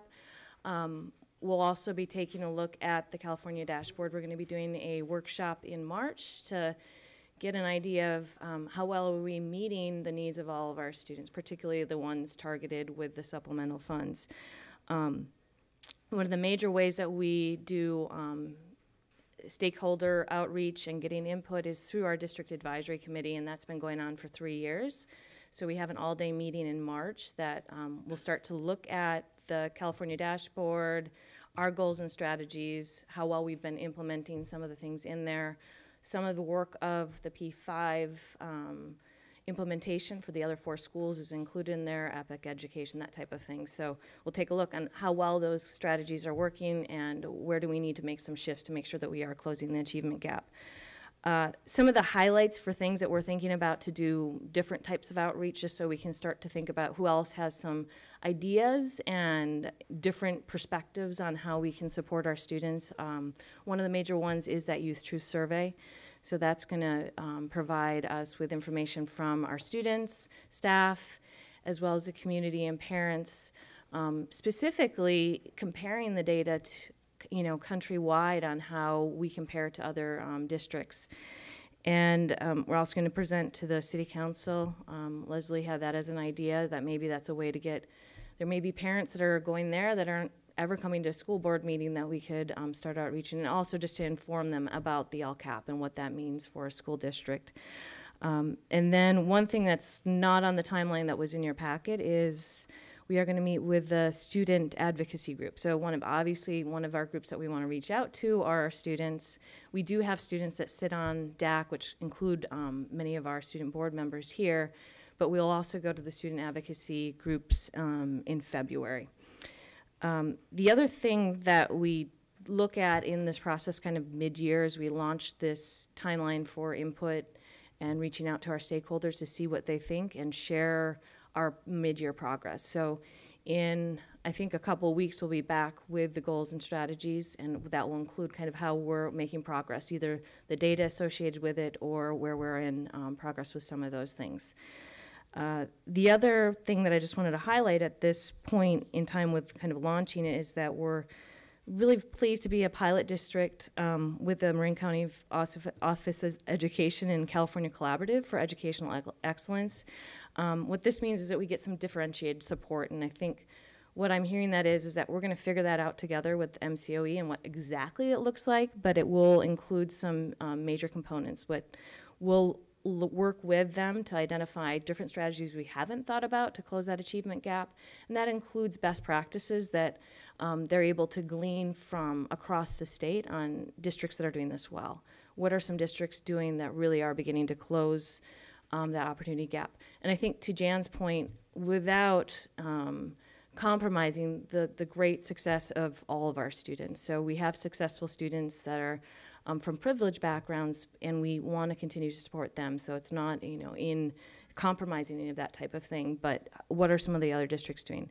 It's also systematic approach tailored to locally identified needs and strengths. So we know we have some things here in Novato that are specific to us, and how can we tailor what we're doing to better support our students?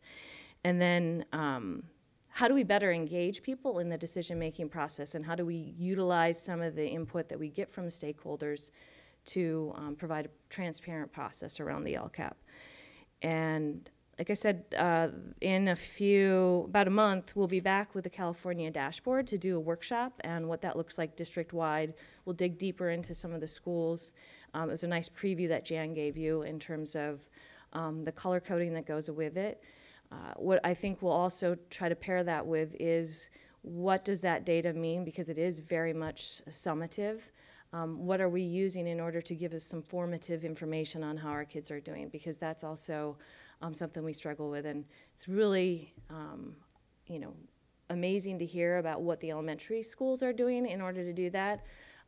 I have a little data envy at this point for our secondary schools and how we can get some rich data like that so they can begin to, at the teacher level, understand some of the strategies they could use in their classroom to better support students. So really, I'm not taking up a whole lot of time with the presentation. Wanted to launch the timeline, see if there's any input on other ways that we can reach out to our community, as well as, preface the new support that we're getting from MCOE. So we're excited to see what that looks like, just because a lot of this process is new, and there's some districts out there that we really do want to learn from. So we're hoping to glean that from that partnership. I just have one question. On the dashboard workshop, are the trustees going to be able to attend any of this kind of training? Or are we going to be getting any of this kind of training? It's a board workshop for you. Okay, perfect. On the 6th of March. On the 6th of March, yes. Trustee Nell? Very important what you're doing. The local control accountability plan, essentially putting forward our report for the community to hold us accountable. Is that kind of what this is supposed to be about in the end? It's the community gets to say, you guys are doing your job or you're not doing your job. And we have this elaborate process, and I think it's a good process. What looking at your timeline, and I'm not really sure at each stage, where does the board review your progress? So there is the workshop with the dashboard will be an opportunity for us to talk about, because that's a major progress point. And then I believe there was another one in April that we were coming back to you Yeah, and there's, Oh, it's on that same day. So on March 6th, we're going to do the dashboard workshop. All-day And then we'll come to present and get some input on the process at that point. So it's kind of our midpoint. And then obviously we come back to you in June to, for the public hearing and the approval process. But we'll come to you on that same day. It's March 6th that we'll do the study session with the board, and then I'll do a presentation to get more input on the LCAP as a whole. I'm sure as individuals we have access to the draft that's going along, but could I make a suggestion that prior to submitting a draft to the Marin County Office of Education, you might want to run that draft by the board as a whole? Certainly. I mean, if the rest of the board isn't interested, I just think it might be important for us to see the results of some of our main entities, mainly our 2 bargaining units, who are required by law to have access to this plan prior to it being submitted publicly. I would like to see the results of those meetings that are mandated prior to sending it off for MCOE. So if the board would be interested, I think we should schedule something like that.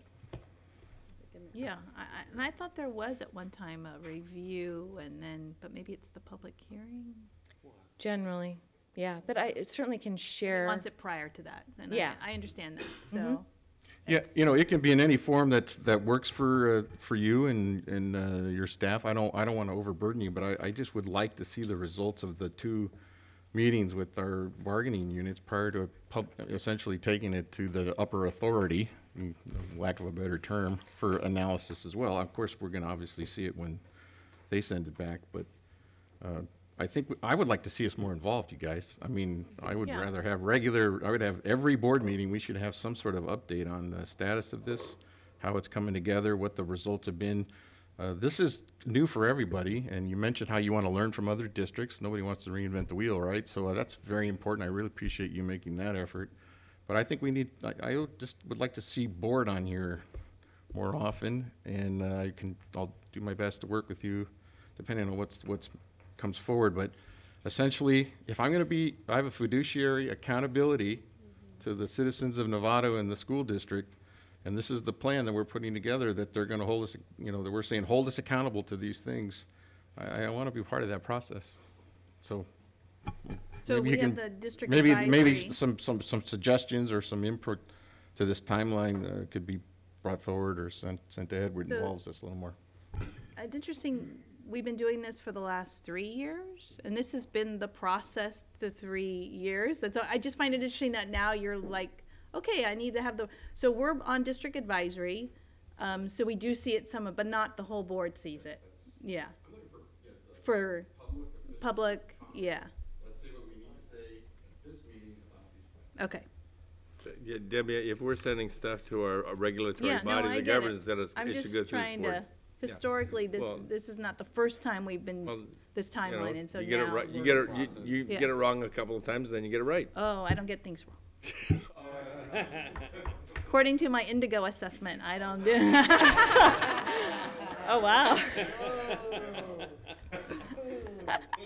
Okay, so we need to have a meeting prior to coming to MCOE, bring it back to the board. Okay. Somehow work it into one of our board meetings. Okay. I don't think that would be a problem. We Okay. can bring it back in some form so that you can see some of the information that we're gathering. Again, it's an input process. Yeah. We take what we can from that input process, but yeah, we're happy to bring it back. And I think we can individual board members can attend some of these meetings. Absolutely, and that's one of the So reasons I'm here That's today. another avenue Yeah. to take as well, to see what other entities are, what their thoughts are, other groups. And I can say that the presentation to the city council is on March 13th. So If you're able to actually get that date we solidified. did, yeah, we have Okay. that solidified now. We just Okay. got that last week. So that would be another place that we That's could great. hear about what the larger community says to it. Attend Exactly. a city council Yeah. meeting if our staff's presenting. I agree. I have to, yeah. I mean, it's I'll not my make sure favorite that place to I'm be, there. but. Yeah. It'll be- We'll all go. 6 p.m. on the 13th. We'll So- all sit in separate corners. So I appreciate it. You're doing a great job. This thing is always changing, and from my perspective, after other people, so what I'm trying to ask the board to understand is, as these other groups weigh in, I would like to hear I what get they it. said is, Yeah. you know, when it's fresh, that's all. No, I understand, Derek. I love this process. I mean, Tarina, you know this. This process has been morphing ever since from its inception. And here we continue. Yeah, so it's good. It's all under the auspices of continuous improvement. Indeed. Yeah. We just heard about that in pre-K. Growth is a good thing. Yeah, that's why I have innovation in my title, so that I just innovate as these Yeah. changes happen, right? Well placed. Okay. Thank you. Thank you. Julia. All right, discussion action now. We'll move on to that. And the first item is approval of the schematic design, project schedule, and project cost estimate for stadium field returf at Novato High School. And we're back to Hey, Trina, Yancy. thank you. Good night. As per the board's wishes that they not see me again in the evening, I will turn this over to our Executive Director of Facilities, Mike Woolard. Art man. Good evening, trustees. I am here before you tonight to seek board approval for the schematic design, project schedule, and project cost estimate for the stadium field returf at Novato High School. In case you're having a sense of deja vu, this is almost exactly what we presented that you approved at the last board meeting for San Marin High School. As far as schematic design, it is removing the existing turf and chrome rubber infill, replacing it with new cork infill, shock pad, and new turf, and also includes track resurfacing and required maintenance, much like we have it pitched last week, or last board meeting for San Marin. As far as project schedule, after board approval tonight, we will continue with project preparations through the end of May. The turf field work will start at the beginning of June, or middle of June, and end at the end of July. And the track resurfacing and the project punch list will be complete by the end of August to minimize impact to the school year and field use. As far as the cost estimate, the total construction cost estimate we have right now, this includes the turf as well as the track resurfacing, is $1,188,901. And the overall project cost estimate is $1,368,569, which also includes our construction contingency. Staff and superintendent recommend board approve the schematic design, project schedule, and project cost estimate as presented for the stadium field returf at Novato High School. And happy to answer any questions or concerns you might have. What is the tax on the turf? I mean, there really, is that a special? Tax for little pointy things about this like tall. I mean, really, I have a stinking suspicion, but that's $30,000 that we're taxing the taxpayers' spending right now. And is it for environmental reasons? Why are they doing this? Unfortunately, we are not exempt from sales and use tax, and so this is what it is. We specifically identify the costs that are included as applicable to sales and use, but if we don't break them out, we have to pay tax actually on the entire amount. Yep. So we break out just that out of, and it has to do with our pricing, and then we have to pay tax on that, the sales and use tax. Unfortunately, it would be very nice if the state of California would have us be exempt from sales and use tax, but in their infinite wisdom, they have decided that we will pay sales and use tax as well. So that's what the $30,000 is. In other contracts, when we're not going out through a delivery method such as a CMAS pricing, all those sales and use are embedded in the bid price, and so you don't usually see them. So you won't see them most of the times, but due to how this project works, that's why you see tax. So, yeah, so with that said, I'm just actually relieved to hear that it's not a special surtax for having turf, you know, so that Excise tax on tires.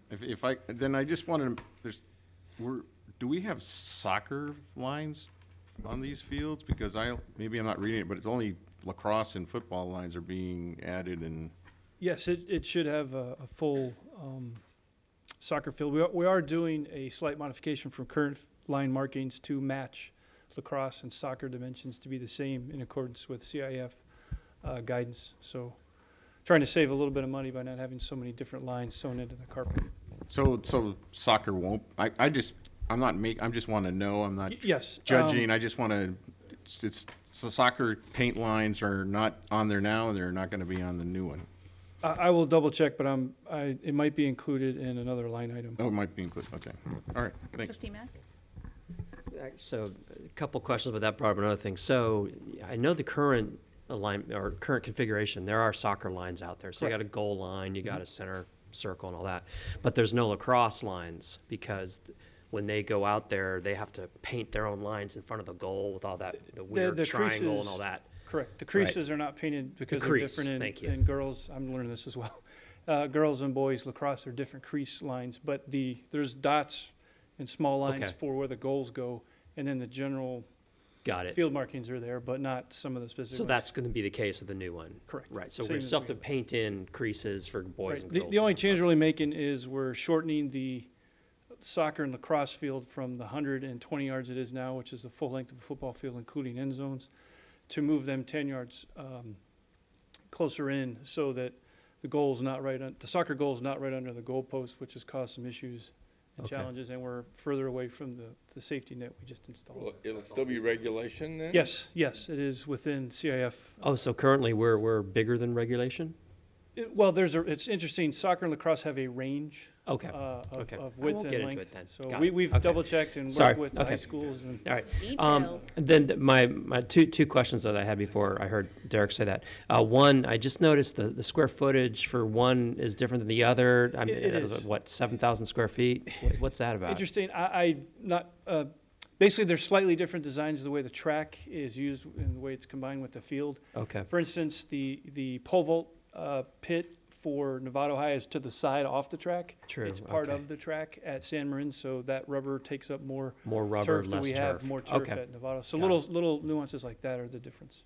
Okay, and then the last question, and I should have brought this up last time, forgive me, but has there been discussion with the athletic directors about what happens to the football programs June 15th? We are working closely. I don't think I'll be a big fan from the football coaches at this point, but we definitely work close with each school site to make sure that we minimize the disruption too. I know football starts early in the summer and others workouts. Right. I mean, can we just make sure we mow something that's usable? We plan on utilize the grass fields, making them safe for use while we do this. Quite often they're left fallow from about May on. We're going to work close with maintenance to make sure we get the grass fields at both sides. That could be a turf field, you know. I know. Someday. So I just want to introduce, Michelle, why don't you come up? Oh. This is Michelle Sanner, the new AD at Novato High. If you don't mind, any comments regarding changing out the athletic turf at Novato High? Well, I'm here today just on behalf of Matt Baldwin, our principal, Greg Pfister, and myself, and the athletic program, people that are working so carefully and closely with us, to just kind of clarify that our position is that the football field and the new proposed multi-use turf field in the existing green space are our top priorities from Novato High standpoint. Those are the facilities that service the most students, the most athletes, and so those are the ones that we want done absolutely first, which is why this timeline is so exciting for us. After that, going forward, then our next biggest concern would be, of course, softball, which you saw some photos of last week or a couple weeks ago, and baseball. And then after that, and then we also, I don't know if this is appropriate time to mention it, but I just wanted to make it absolutely clear that a combination baseball, turf, and softball field is not really a viable option for Novato High School. So when you start to look at the various options that ENC has been so gracious to put together, I hope that you consider that our facility needs are not going to be met with a giant combination field. Is there anything else that you wanted to know? Yeah, Trustee Miller. Thank you very much for coming forward. It's nice to meet you. Welcome to Novato. It's a fun place to work. I'd be interested in Matt's judgment about how the cost for athletic fields balances against cost for MSA or cost for ROTC or cost for STEM classes, because the real issue that we're talking about here isn't how do you allocate the cost for the different fields. It is how do you allocate the cost of the different fields compared to every other need on that campus. So we're looking for that kind of information. And Matt wanted to make clear that we do not wish to disrupt any of the decisions that have already been made by the exhaustive process that we went through as a staff and as a community to clarify our highest priority needs, and that we're not asking to divert any funds that have already been allocated to Olive or to San Jose or any other schools that have infrastructure needs. But that would be our wish list in that order, and that's our 2 cents. Great. Thank you for expressing that. And there'll be additional board meetings where Yancey will be coming forward with more. So definitely come and speak. Either you or Matt, we need you here to speak to these items. This is like a second home. Yeah. All right. So this is a action item to approve the returfing of Novato High School stadium field. I'll move approval. Okay. So we have a first by Trustee Millerick and a second by Trustee Mack. All in favor? So this gets both 7-0. high schools turfed, So now right? we've got both high schools approved to be returfed this summer. And move it forward while we have these other important conversations. Wonderful. Thank you very much. All right, thanks, thank you. Unless you want to do the demographic study. So Yancey is back up to go over the district's demographic study and enrollment projections. All right, I couldn't leave you for too long. So I'm here tonight with an updated demographic report and enrollment projection for the district. This was done a little over 2 years ago, and the board approved in early fall as given some of the budget challenges that we were moving through. We believed it was very important to have an updated projection and know the enrollment projections. As we know, we are funded on a per ADA basis, which is the biggest consideration there is our enrollment in determining what our ADA is going to be. So the demographer's report is done by Total School Solutions, TSS. It is a 5 and 10 year report. The one thing that I will caution is that the first 5 years are obviously going to be much more likely accurate than the last 5 because the first 5 years, at least all the kids involved in those are alive right now. In the 10 years, the 5 to 10 years, those students have not been born yet. And so we don't necessarily know how many of them there are. So it looks at trends throughout the district. As has been noted a couple times tonight, the district continues to be in a declining enrollment situation. This is primarily due to, and it's in the report, the lower birth rate starting in 2009-10, the year after the Great Recession began. Before that, the county-wide average was about 2,800 live births a year. Of that, the Novato Unified School District gets 5 years later about 25% of those live births. So a little over 600 back then. Right after that, it dropped to 2,300 live births a year in 9-10. And it has averaged right around 2,300 every year through this last year.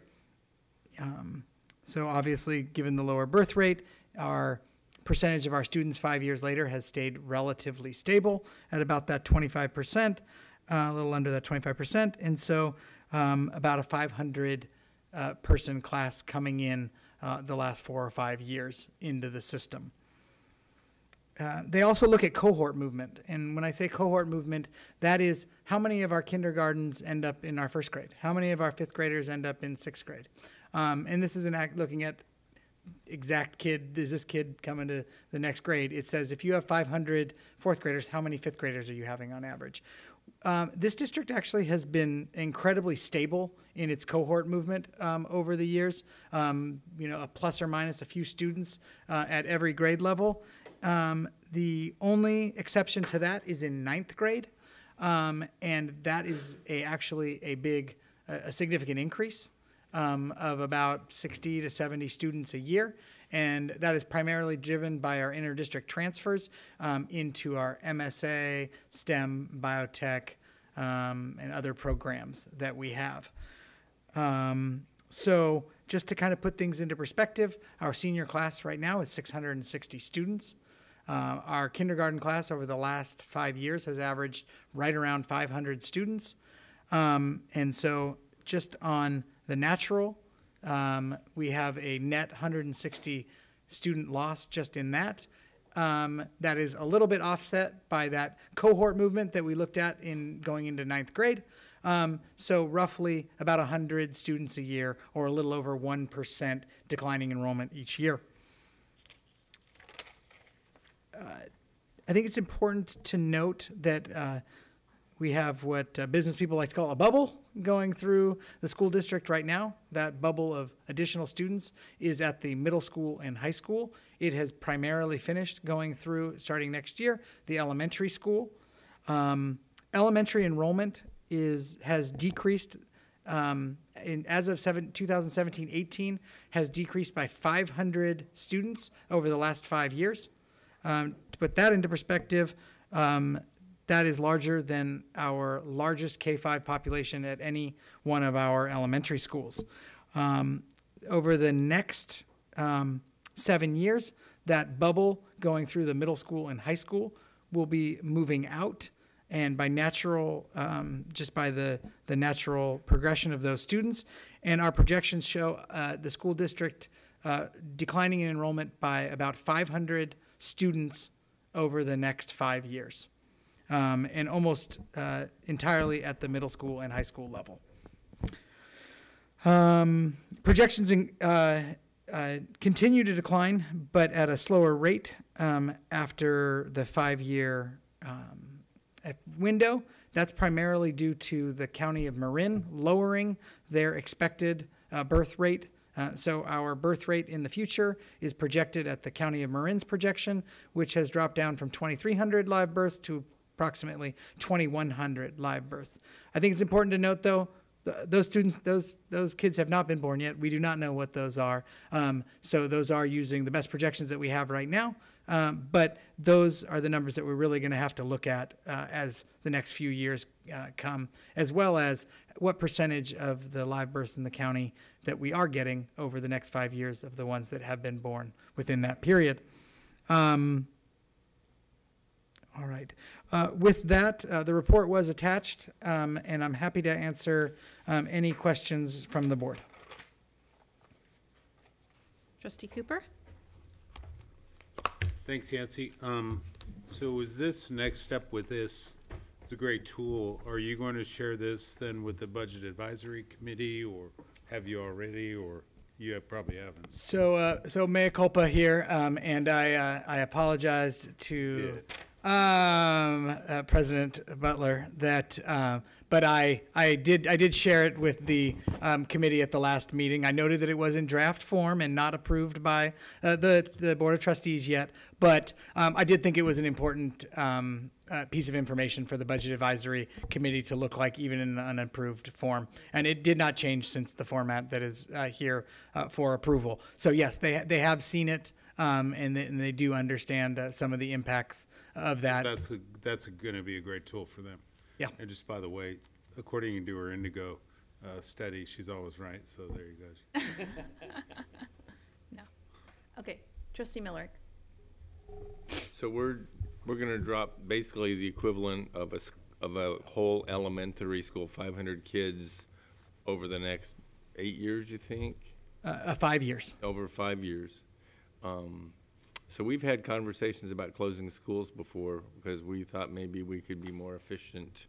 And we're a regular old school district, so our revenue is exactly tied to the number of bodies that walk on the campus. This is like a restaurant, you know, you count at the end of each shift or the end of the day, you count the till and you figure out how many meals you sold. And if you're not selling as many meals, or each meal's not as much and you got less money, you got to respond.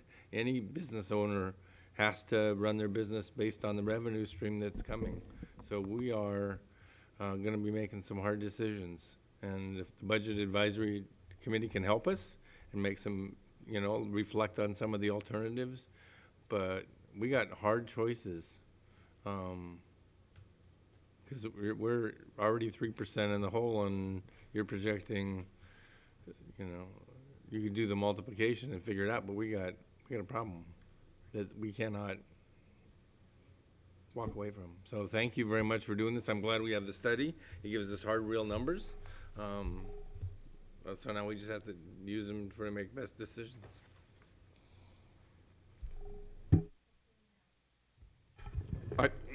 I just want to thank you for recommending and then following through on the demographic study. It's always interesting to me after doing this is just a draft too, I'm sure, of all the statistics and information that was compiled and mapping that was done. In some ways, this is the digested version of that. So it's from my point, what I'm trying to get at, this is a thorough analytic study. It's based on past performance and projections, you know, cross-reference against one another, and it's basically our best guess. And maybe the only people who do a better job of predicting the future are those who handicap at professional sports. Again, think about how it's amazing how well they do. It's all done on statistical analysis. So essentially, this is valuable because, as Trustee Milrick said, we've got some lower enrollment, and that's going to result in lower revenue. And it's good to have a document like this to fall back on, and appreciate you bringing it, recommending it, and bringing it forward. All right, this is a discussion action item to approve this study. Yeah, right. Acceptance of the demographic. I'll move acceptance of the study. Okay. I'll second. This is what we asked for. Thank you very much. Trustee Scott is a second. So first by Trustee Miller, a second by Trustee Scott. All in favor? Okay, 7-0. So are we done listening to Yancey this evening? No, because an item has been pulled from consent. Okay, so before we move on to the pooled consent items, our second discussion action item is a resolution that was brought forward. California School Boards Association drafted this resolution calling for full and fair funding for California public schools. Hopefully you've read the resolution itself, and I'll just read to, and Trustee Nell made sure to bring this forward to me and to say, hey, let's bring this to the board, and I couldn't agree more.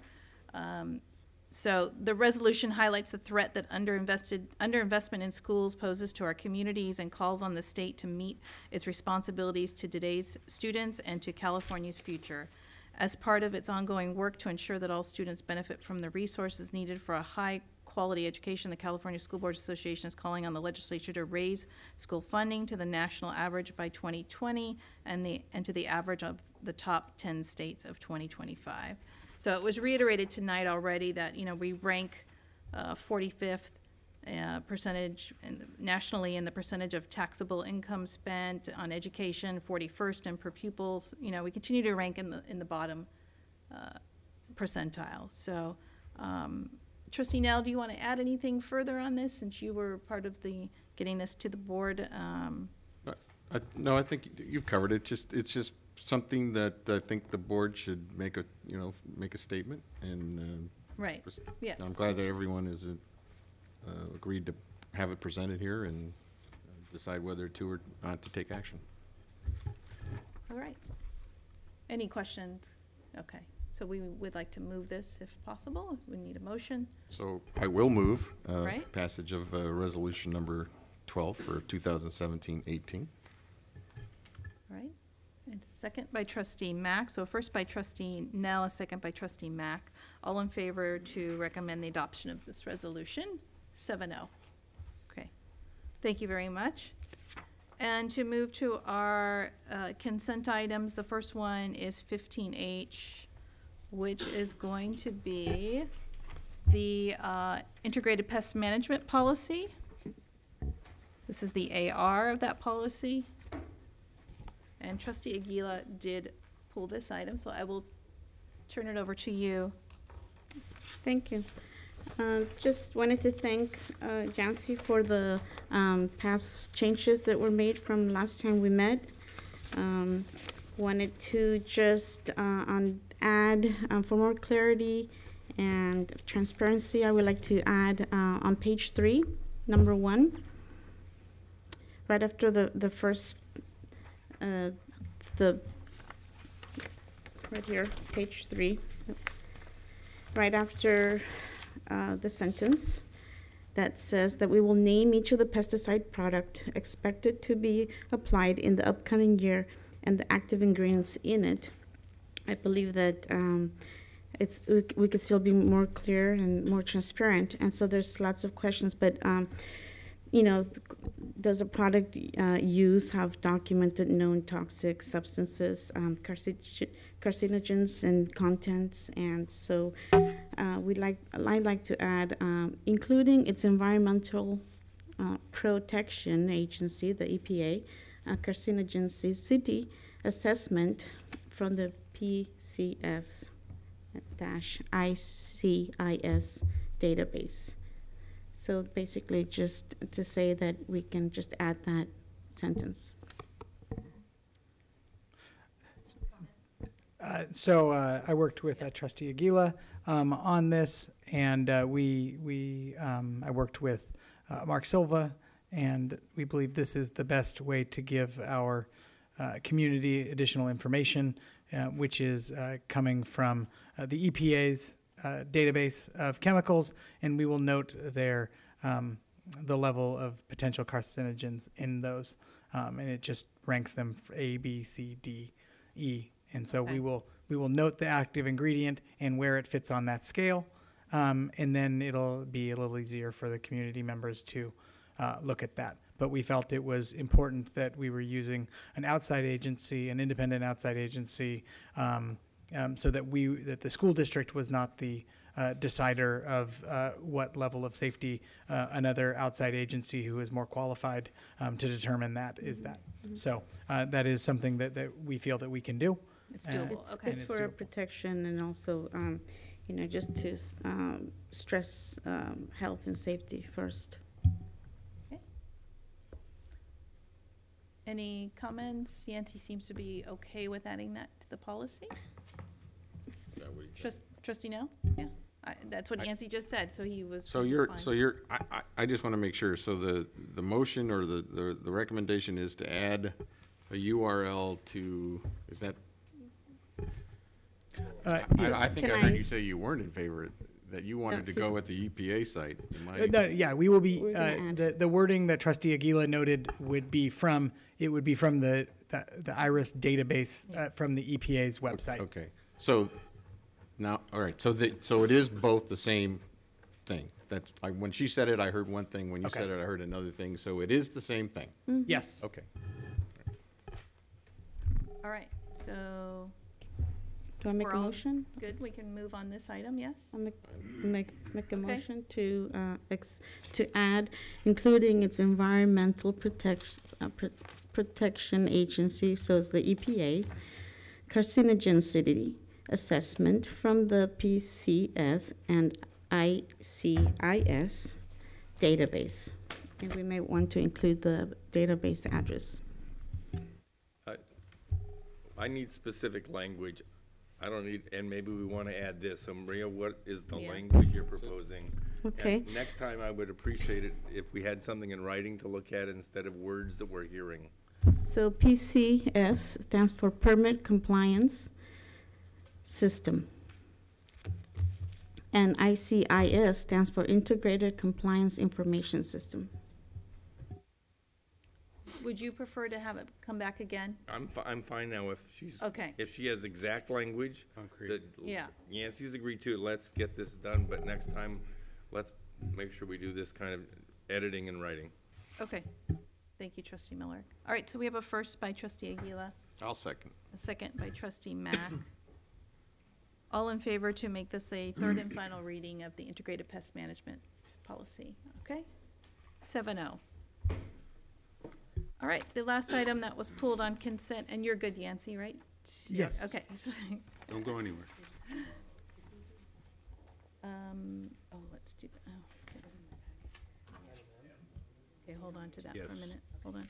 This is item M, approval of contract with Facilitron for facility use. This was pulled by Trustee Cooper. Yancy, I pulled this, to approve the contract with a company called Facilitron for facilities use at our facilities.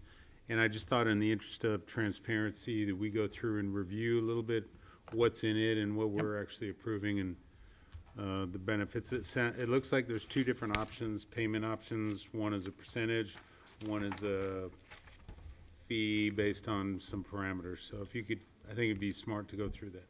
Absolutely. So Facilitron is an online way to manage our facilities and, more importantly, facilities use. In our attempt to increase potential revenue opportunities and not have to make as many budget cuts, this is one of the ways we are trying to increase revenue. So this increases the visibility of our property. It makes it significantly more user-friendly. And also it removes one of the significant barriers to the small users of our properties because it offers an insurance option. The school district requires significant insurance to use their property. I'd be the first person to tell that I would recommend that, but that can make individual events and things like that difficult. They offer one-time insurance use, which meets our stringent requirements, which is good for potential users. It also allows them to pay by multiple methods. As of right now, they are only allowed to pay by check. So it removes a lot of barriers to entry into the use of our system. It also markets our site, and it also it helps our own users because it's doing internal scheduling as well as external scheduling. And to start with, it would be the cost of the product would be a percentage of the rental on a sliding scale. That is backed with a guarantee based on that we will not pay anything unless we have increased our rental revenue by at least that amount. So we do have a guarantee on the back end that we won't pay anything unless we increase our rental revenues. So it's being used by the College of Marin with great success. They've currently, and I've heard his title, but Greg Nelson, we've spoke with him. They have increased rental rates. That's wonderful. Napa Unified has done it with success, and they are seeing increased rental revenues. We receive about $200,000 annually in rental revenue of our property. That is relatively low for a district our size. We currently, receive about $200,000 in rental revenue. That is relatively low for a district our size. And so, we're going to be looking for ways to increase that revenue and potentially avoid some of those budget cuts. Okay, thank you. Okay, Trustee Millerick.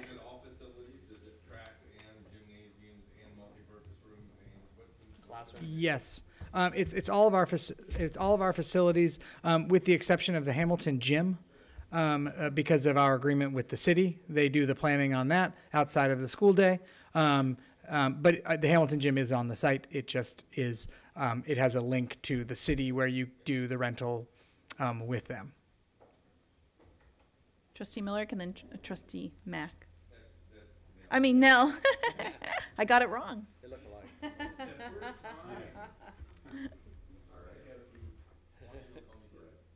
Yeah.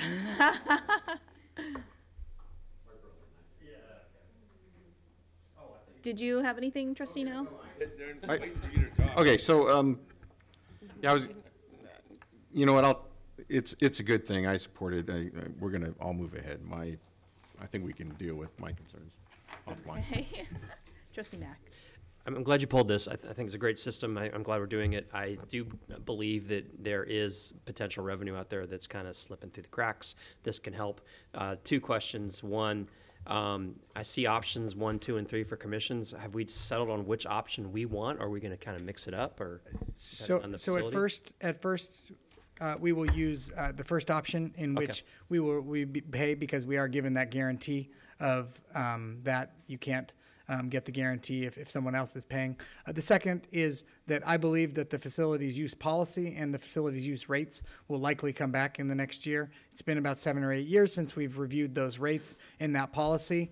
And how I read the facility use policy at this point right now. It didn't envision a system like this in place at the time, so it didn't necessarily approve the use of a cost sharing or some of the other two options. I think when we come back later in the spring or the fall with a new board policy where we've reviewed this and we've done some in-depth discussion on that, we may choose to move to option 2 or option 3 of the contract. But option 1 gave us basically the guarantee, as well as potentially an issue with our board policy, and so we are moving forward with that at first, and then we will look at that. One other thing that they do is they do a lot of support around facilities use rates and helping us determine total cost that we're putting into different assets, and especially with some changes in ed code that allow for some different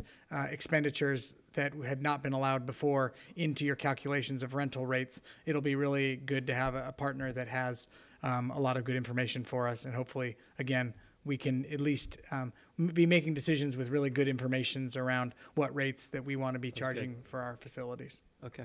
Then the other question, or not really, it's kind of a comment, but also a question, is that I've kind of exposed a lot to what's going on in the fields, and I've observed quite a bit of poaching going on.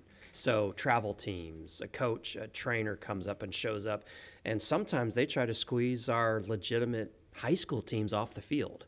If you hang out at Novato High at 6 o'clock at night in the spring, as soon as the practices end, you've got about 30 soccer dudes showing up and taking over. And so really two things. One, kind of enforcement. If we could get the administration site administration folks to do a better job of enforcing, especially when our teams are out there, and letting these guys do what they do, that's not good. They need to be told to get out. But also, too, security. I know for a fact, Novato High, it's locked up. You can still get in easy. Just slide under the thing. And, and that's what they do. They lock it up. 20 guys go underneath the thing by the bathroom, and then they start playing soccer. So I don't know if that's a revenue source. I don't know if those guys will ever pay, but I do know there's a lot of travel teams that are out there. In fact, the day we found the sinkhole at the softball field, there was a softball team out there ready to use it, and they found it before we did, and then they went on our tennis courts and they're practicing there. I know they're not paying. Yeah.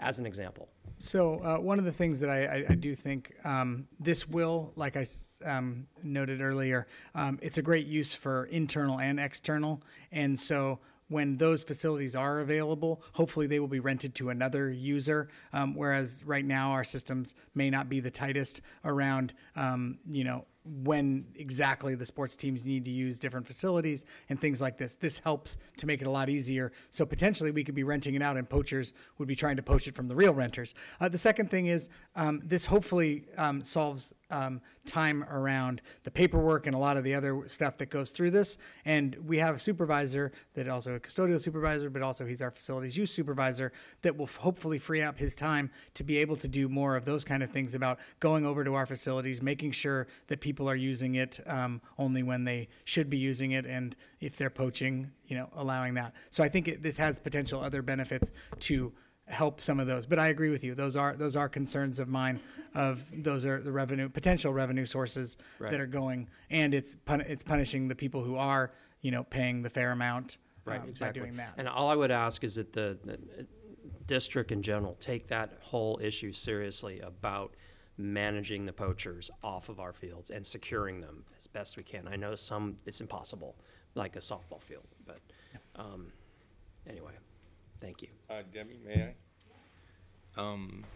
The issue of having our staff, maintenance staff or janitors or groundskeepers or a principal step forward and direct people off of the campus is an inappropriate step until we have the structure in place where they have guaranteed backup and the muscle to get it done. If it's the ability to issue a ticket or a fine so they have police authority, or if it's they can make a phone call on the cops roll and the cops show up. But putting one of our employees out there who's normally a painter or a groundskeeper and asking them to take on an administrative role and put themselves in harm's way is inappropriate for us to do until we have a plan. And I think we need a plan, but it has to occur at this table in this leadership team first, Yeah. not on the field. Okay, thank So- you, Trustee Cooper, for pulling this, and Trustee Thanks. Mack, your insight into what you know. And with that, what's I would happening. like to approve the contract with Facilitron for facilities use. Second. Okay, a first by Trustee Cooper, a second by Trustee Miller. All in favor to approve this contract? Okay, 7-0. All right, that concludes our meeting. So reminding the board on February 10th is, Saturday is our board retreat. God damn it. And- I've had pushback from you guys. Hold on, guys. February 10th is our board retreat, and then February 13th is a regular board meeting, and then February 27th is our special board meeting regarding the budget implications that are going to be coming forth. So, Trustee Miller, don't leave. I do need to ask you something. So, okay. So, this meeting's adjourned.